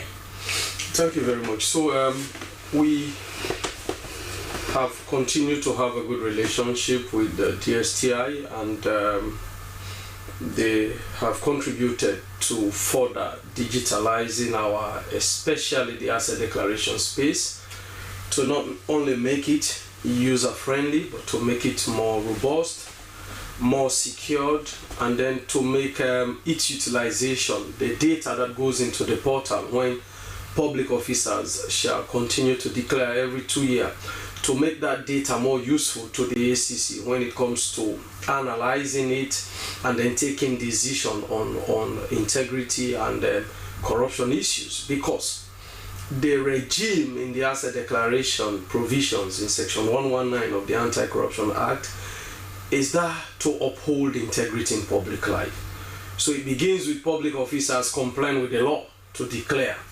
And then it goes beyond that. The ACC must make use of those data to take informed decision with regards preventing corruption and then holding public officers accountable where we find suspicious pieces of information in their declaration. So DSTI have come in. We are grateful to them, and they have done a lot on that portal. And going forward, that portal is going to be more user-friendly, more robust, more securitized, and more useful to our fight against corruption. So how does it work compared to previous means of declaring assets?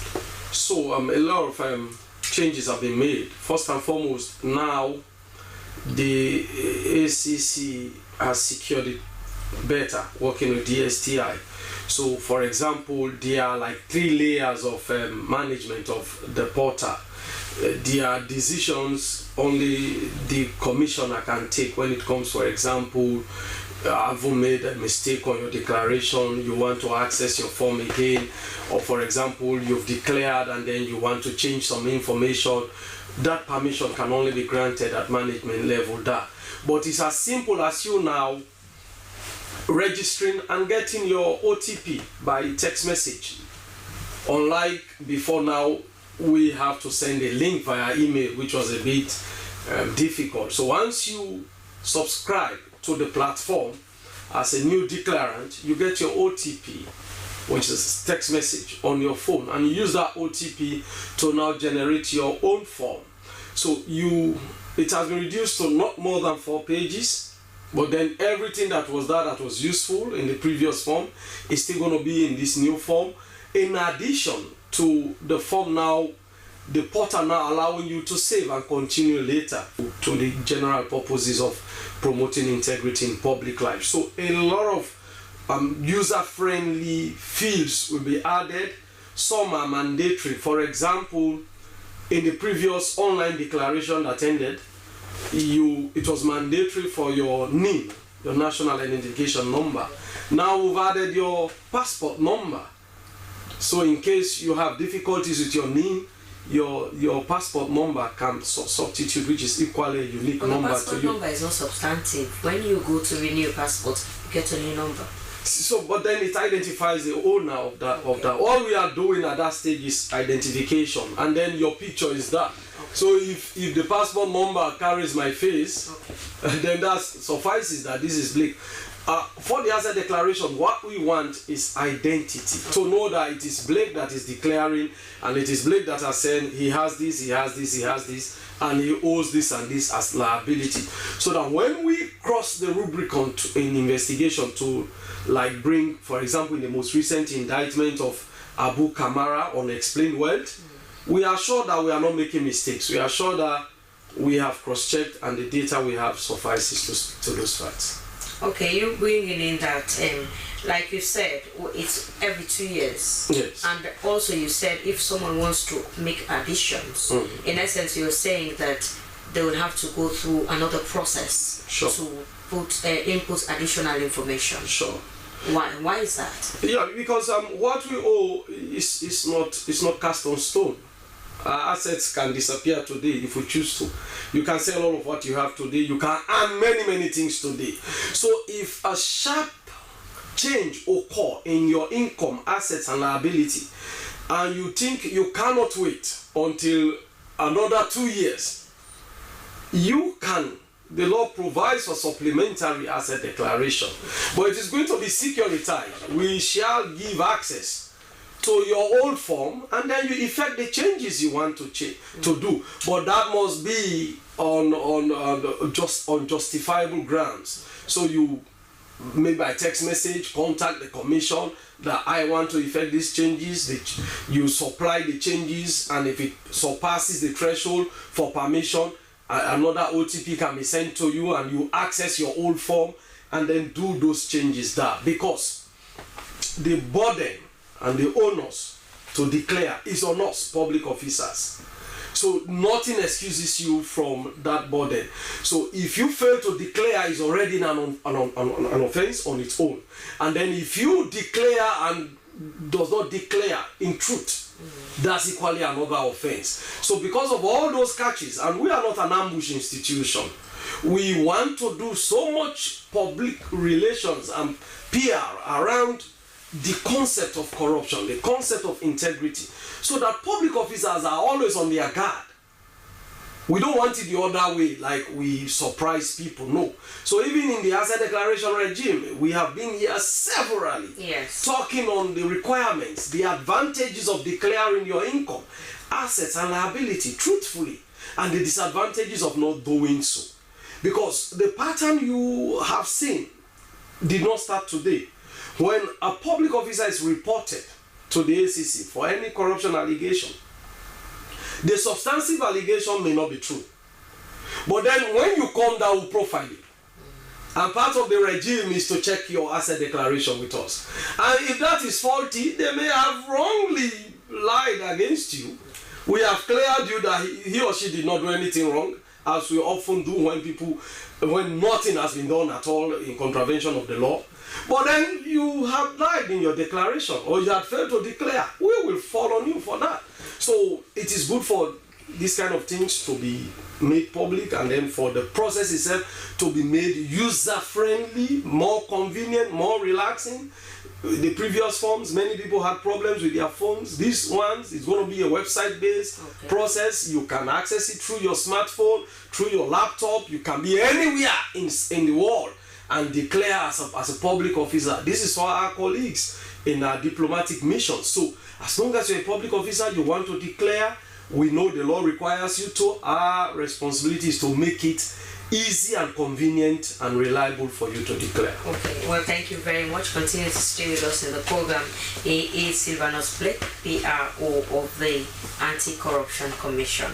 Well, next on the podium, the Sierra Leone People's Party has imposed a ban on all political campaigns for the party's flag bearer position. The ban applies to all party members with leadership ambitions. Well, to tell us the reason for this ban, I have in the studio the National Publicity Secretary of the SLPP, Moses Mambo. Good afternoon, welcome to the podium. Good afternoon. Thank you for having me. Okay, so what are the reasons for this ban? Well, look like today you have wagon of PROs. So for us from the SLPP, we are not calling it a ban because we are a family.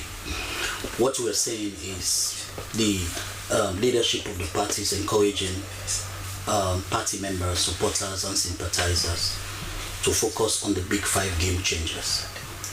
We made a promise to the people of this country, and as a party we owe it to the people to deliver, because as one of the oldest political parties in Africa, we want to make sure we do our political activities responsibly, and as the political party in governance, we want to make sure that we focus on delivering for the everyday Sierra Leonean, to make sure when we get to 2028, it becomes an easy walkover for our party to regain political power.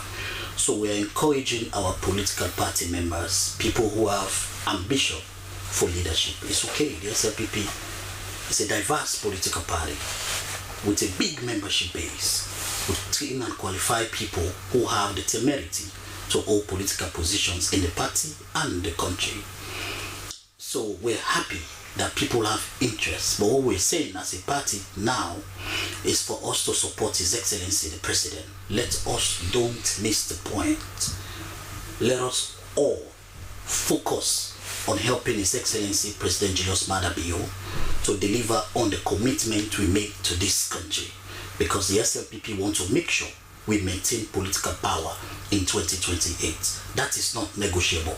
For us to achieve that, we must put all our political ambition of leading the party behind us for now, and then focus on working with the leadership of the party, the president of this country and his government, to make sure we continue to deliver on the promises we made. So at the end of the day, those legacies of His Excellency the President is what we will rely on to go back to the people to ask for another mandate as a political and a democratic party.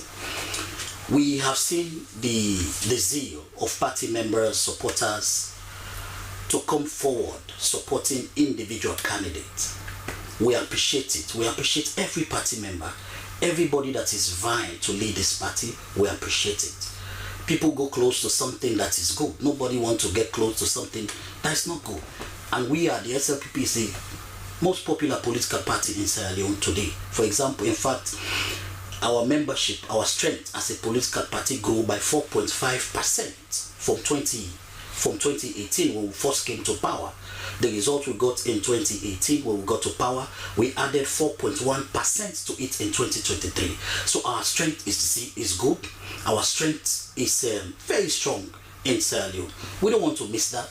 We don't want to take that for granted. So that's why we as a party, we're encouraging our party members today, our stakeholders, anybody that have interest in running for the flag bearership of the SLPP to drop it now, and let us all come together as a unit and focus behind the leader who is the president of this country, to make sure we continue effective delivery as we are doing from all sectors, from energy to agriculture to education to infrastructure, to make sure at the end of the day, Sierra Leoneans don't have a choice but then re-elect the SLPP party again in governance to continue, because we are the only political party, when we are in governance, we lay the foundations for the future of not only today but tomorrow and the generations that are yet to come. Okay. So that Sierra Leone can continue to be a better place. Don't you think this is stifling people's ambition? No, well, we are the party. We are the leadership of the party. We are the ref of the game within the political party. So as a referee, your responsibility is to make sure you regulate the players, to make sure we not only open the space for fairness, but also encourage our membership to wait for the right time. There's always... When is the right time? The right time is coming. Don't you think being preparing early is better? No. Than ever? The right time is coming. The SLPP is set. We're a political party with laws. We're a political party with structure. So when the right time comes for us to go for leadership elections, you will see the SLPP will coordinate itself quickly using the various structures that we have. But for now, we are encouraging our party members, our party supporters, stakeholders to stay put, to stay clear from all activities relating to flag bearer contest, and then let us focus on helping the leader of this party, who is the president, for us to continue to succeed, for us to continue to deliver. Let us focus as a party on delivery, because we are the only serious political party in Sierra Leone that the future of Sierra Leone rests on our shoulders as a political party. The example we set is what Sierra Leoneans would follow. Sierra Leoneans want us to continue in power, and they want us to show that seriousness as we are showing. So that is why we are talking to all our membership, our supporters around the world, that hey, there is time for everything. The SLPP is very meticulous. We know the laws, we know what to do. We're very focused as a political party. But for now, we are talking to all of our members to stay put. Let us focus on delivery. So where is this coming from? This is coming from the party who is ready to continue in governance. We're seeing what is going on in the social media. This new executive under the leadership of Sir Jimmy Batilo Songa, we are very focused and we are very proactive. So that is why we are coming out when we see something that is going on. We're coming out, we're talking about it. We're not keeping it, we're talking about it. We're encouraging our members to understand that the SLPP political party is the only source of survival as a government and as a party for the people of Sierra Leone. And as such, we must carry on our activities with responsibility, with zest, and with integrity to continue to show Sierra Leoneans that we're not only serious in continuing in governance, but we want to focus on their needs to make sure we deliver for the people of this country. And that is what we focus in doing. That is why as a family, we're talking to our members. We love everybody. SLPP is a family. We're diverse. We are not a Kamakwe Road political party.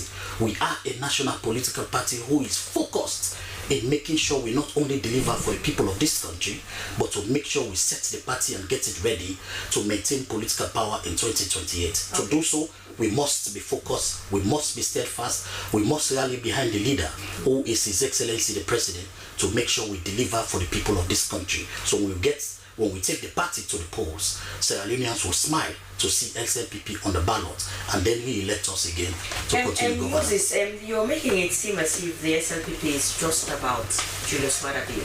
No, the SLPP is not just about Julius Maada Bio, but even in heaven there is leadership.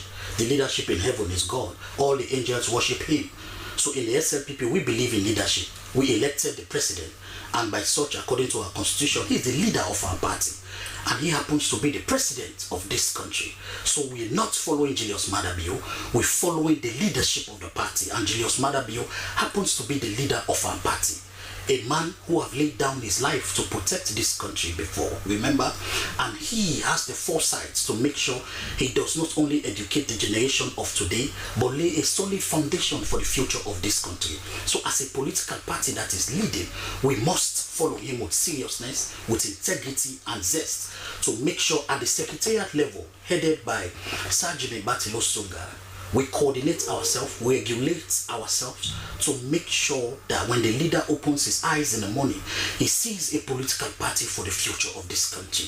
He sees a political party that the 16, 17-year-old can rely on for their future. He sees a political party that the old can rely on for their old age. So that is why we are encouraging all of our members now to put aside all ambition of leading this party. We welcome it. SLPP is a very transparent political So when party. do you think will be the right time? I will be the first. When is the right time? I will be the first as the official mouthpiece of the party. I will be the first to bring it out, because as I said, we are not only a political party in governance, but we are a political party that's also set to continue governing this country, because the hope of this country rests on the shoulder of SLPP. To continue to show that, we must be united, we must be disciplined, we must rule our party and this country with integrity and transparency for the future of this country to be in the hands of people who are sober-minded, but not hands of people who prematurely want political power.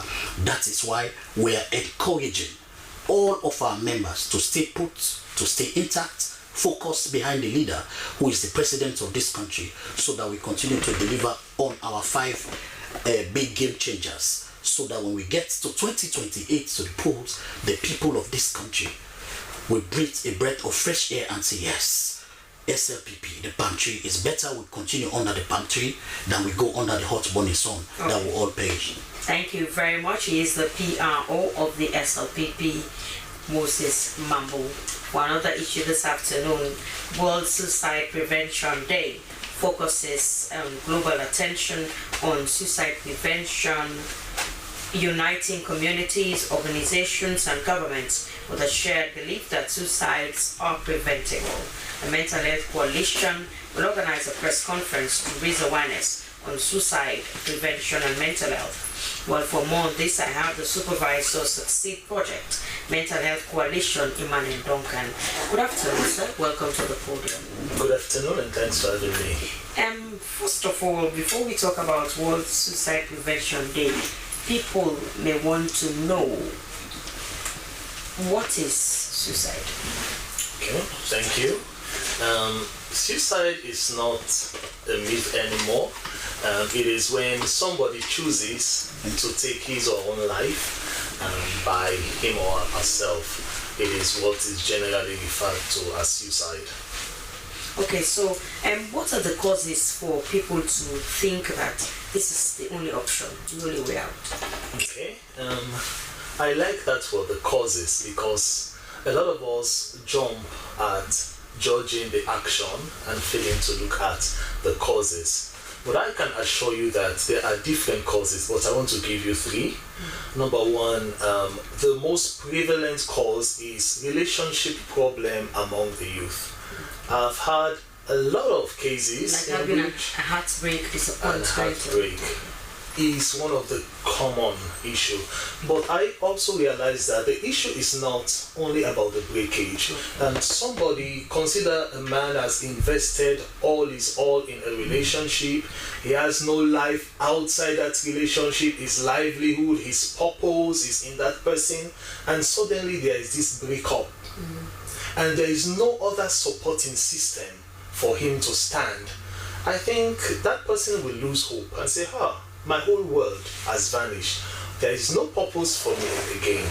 And so the most prevalent issue in Sierra Leone among youth is that of relationship issues. And we also have the issues of the society. We have the cyber crime. Imagine somebody who's nude or who's something that is supposed to be private got into the media space, and the person imagine, maybe somebody that respects me will go to see this, my whole career is over. So you can relate to that. Okay, there is no purpose for me in life, I want to take it. There are other issues like poverty. There are other issues like the economy. Other issues like, one of the most recent cases is this 5 credit college requirement. You see somebody that does not have the 5 credits, go and hang him or herself. So we will tend to look at it and say, this person don't have any responsibility. They are paying your school fee. Why do you want to do that? But the expectation, sometimes the expectation of the family members, the expectation of society, somebody that we all envisage, this will be the one that will take first position in Sierra Leone and be the best student, and we end up knowing that he or she do not even have the requirements. So there is a lot of other issues, not to talk of drugs, but I'll just limit myself to this. Okay, so now let's talk about preventive measures. Okay, so as a coalition, we want to move from criminalizing suicide to decriminalizing it, and from prosecution to prevention. The laws of Sierra Leone are borrowed from England, and we realize that the penal laws in England have been repealed for many years now, and we are still criminalizing suicide, which is one of the things that we are talking against, that suicide should be decriminalized. When we consider suicide as a criminal attempt, that means even if I have the tendency to take my own life, I will be afraid to share it with somebody who will provide help to me. Because if I ended up taking my own life and I wrote a note or something that will implicate that person will be arrested. That he or she is an accomplice. So a lot of people, when they hear that this person has the tendency of committing suicide, instead of providing help, they just run away because it is a crime. And we also realize that a lot of suicide cases are underreported, because you cannot have this light heart to report, go to the police station and report that I have a relative that died by suicide. All of that family will be held to questioning. If not, they will be in serious trouble. So we are moving towards decriminalizing it, but also not only to decriminalize it, but to strengthen institutions, service providers, places that when you have this tendency of suicide, you may go to and say, I am feeling so low, I am feeling demotivated, I am sad, I am feeling withdrawn. How can you help me? So we also advocate for those places in the community, those institutions that will cater for this kind of suicidal thoughts. So are these suicidal thoughts, do they have anything to do with mental health? Yes.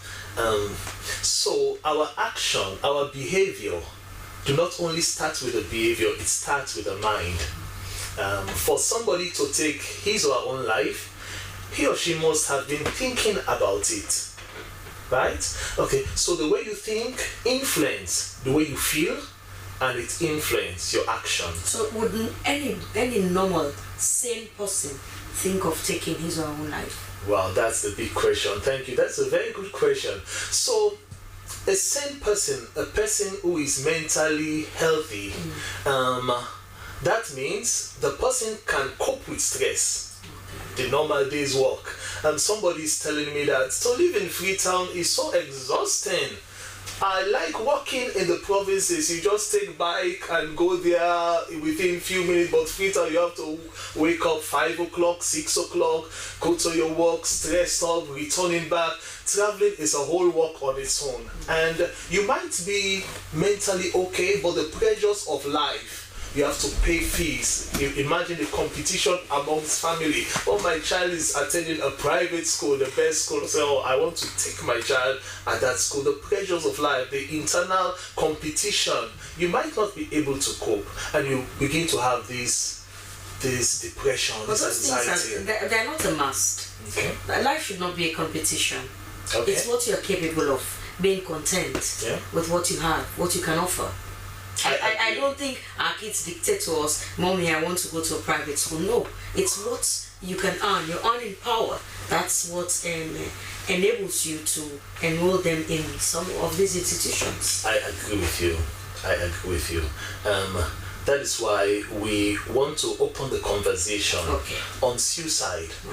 Because you can see a man just walking, he looks normal. A woman walking, she looks okay. She's having a good job. Just to hear that, okay, this person has died by suicide. So we go to the underlying aspect. You are talking about mental health, and the mental health condition varies. It varies. It depends to your coping mechanism. It may be the loss of loved one.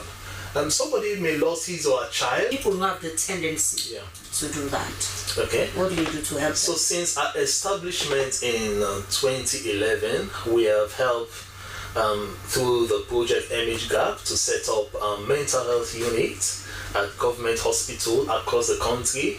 In Freetown, we are proud to say we have one at Connaught, at 34, and at Jewey, and they are doing very well. People walk in just by themselves and saying, I am having these thoughts. Can you help me? And they are getting help. So how well known are you? Because we are not aware that some of these facilities exist. How well known are you? Yes, so that is why we are here, to tell people that help is there. And we want to appeal, mental health engage in advocacy. But gone are the days when we advocate with I can say, having issues, going to attack governments, going to attack issues. No, that's not what advocacy is. We want to sit with them and say, if you prioritize this, you will end up having this. Because the well-being of a nation hinges on the wellness of the mind. Because our colleague here is trying to do what they are doing, but if their mind is not okay, if the aspirant's mind is not okay, if the people going aspiring for government offices, their mind is not okay, they cannot produce well. Coming to the SLBC, if your mind is not well prepared, you have things that are stressing you up, you will be talking, you'll be reading just by your eyes, but your mind, your entire being is somewhere. Your mind is with your child who is going to school. You will be wondering, how is my child be doing? So the wellness of the mind will determine the productivity of the country. All right. Well, thank you so much. Continue to stay with us in the program. Sylvanos, as we round up, because we are breaking early, because Leone Stars has a match, we have analysis before the match. So as we round up, now let's talk about this same assets declaration. How does the ACC have any mechanism to verify, authenticate that what you have been supplied with is reality, rather than waiting for a corruption issue to emerge before you cost-checking and all of this? Thank you so much. So yes, we do. In fact, that's what the law provides for. If you read from section 119 on to section 123 thereabout, you see the powers the ACC has to intermeddle with the data provided in those declarations. When it was paper-based, it was tough because you have to keep flipping over thousands of booklets. Last declaration period, we have about 95.6% declaration rate. Now we have gone digital, and with all of those provisions on auto generation of specific pieces of information. For example, if you based on working with DSTI on what they are going to provide for us, that will be rolling out very soon. If you declare assets, the face value of all your, say, landed property will be auto calculated. So once you click, you know that Blake declared, and the face value of his landed property alone is like 15,000. Okay. If you now go to bank accounts, it will auto calculate all the balances in your bank account as a declaration date. So once you search for Blake's bank balance as a declaration date, it will give you the total. Okay. Because we have what we call politically and or financially exposed persons. These are persons who occupy positions or play roles in society where the risks of corruption, based on our anthropological studies over the years, indicate that they are more prone, or the risks of corruption in those places are high. It doesn't mean that everyone there is corrupt, but there is a tendency for corruption to occur there more easily than other places. We profile them. So even if a report doesn't come about such persons, we profile them and then we analyze their data. We equally go do fact checking. You remember the house that was in Kono that we returned to the state, the Bone of Acacia. The rule is on ownerless property. Any property of value that doesn't seem to have an owner is owned by the state, because each and every citizen in that state is owned by, in that country is owned by the state. They take care of us. Okay. So when we found that house, it was not in any declaration form. The person who was being investigated denied that this house is not mine. So what did we do? We returned to the state. Okay. So those are pointers, and we've had, of course, you saw the auction very soon in December that will happen about a landed property in Freetown here of a convict. We have seen Abu Kamara's indictment. Yeah. So it points to the fact that it is both proactive and reactive, the asset declaration regime. Okay. Proactively, we can analyze and then go out based on what is informing those analyses. Can take 10, 20 people, analyze them and see if there's anything suspicious. Reactively is a default action. Once a complaint comes about you, we must look at your asset declaration. Okay, so finally, ways in popularizing and educating the public, especially those who have to do asset declaration using the portal, on how to use it. So we will do that. In fact, not those, all. Every declarant shall use the portal. The requirement to declare is a must. So we have started rolling out, and we are pleased about this. We've done articles on that. We will, like we used to do with the old portal, we will roll it out across MDAs. Training of trainers will be held. They will go in every MDA. There will be focal persons. You know, we have IMCs. Those focal persons will be trained. They will be in charge. Persons in the HR department will be given the tools to roll it out. If you have a challenge, there will be a complaint mechanism on the same portal to get onto us. On the back end, dedicated staff will be there checking, because we must ensure it works. You know, if the asset declaration platform alone is effective in any country, you are like addressing corruption to a very large extent. So we will pay much attention to it. Okay, thank you very much. And Moses Mambu, how well do you think members of the party, especially those who have this ambition, will comply to what you stated? They will comply because the SLPP have structures, and we're a very sober and disciplined political party. We're a family. So when they hear from the secretariat, the father of the family, everybody listens. That's what makes the SLPP very unique as a political party. And we encourage every intending candidate and their supporters to stay put. Let us focus on the ball for now. which is the leader, His Excellency the President, to make sure we continue to deliver for the people of this country. We're hopeful that we know that our supporters and our members will listen to what is coming from the Secretariat. When all processes regarding political campaigns for flag bearer will be announced, I'll be the first to bring it out, and then you will see the SLPP, as we did in our lower level elections. You saw we went through it and then we climaxed it at Bintumani. It came out very well with our leader in our presence. That shows the seriousness of the Sierra Leone People's Party, because this is a party that all Sierra Leoneans to heart dearly. Is there a penalty for those who may not comply? Well, for now there is none, but we know our internal party structures and ways to get to our party members. So for now, we're using the carrot approach to talk to everybody, to adhere that the political party SLPP will focus in supporting the leadership of our party, His Excellency the President, to deliver for the people of this country. Okay. Because Sierra Leoneans depend on the Sierra Leone People's Party. We must be seen as a very serious institution who is ready to continue in governance, and that's exactly what we are positioning this political party to be. So for now, we're encouraging all of our members and supporters, let us focus on delivery, let us focus on propagating what the government is doing in all sectors to make sure when we get to 2028, it will be an easy walkover for the SLPP. Thank you very much, Moses Mambo. And finally, Emmanuel Duncan from Mental Health Coalition. Let's talk about the time, place, date for this awareness, because I believe many people watching may be interested.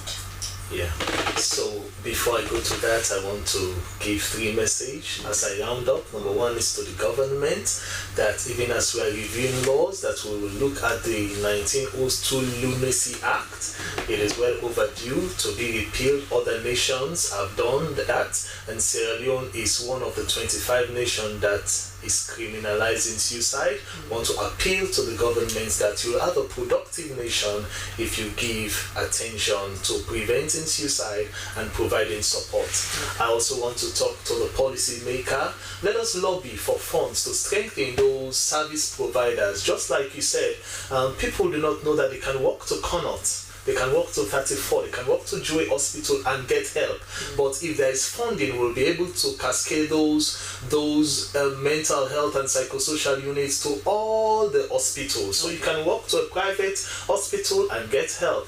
And finally, I want to say suicide is real. Let's open the conversation, and together Sierra Leone will thrive. Thank you very much. Well, he is Emmanuel Duncan from Mental Health Coalition, the supervisor for Succeed Project. And many thanks to my studio guests. That's how we end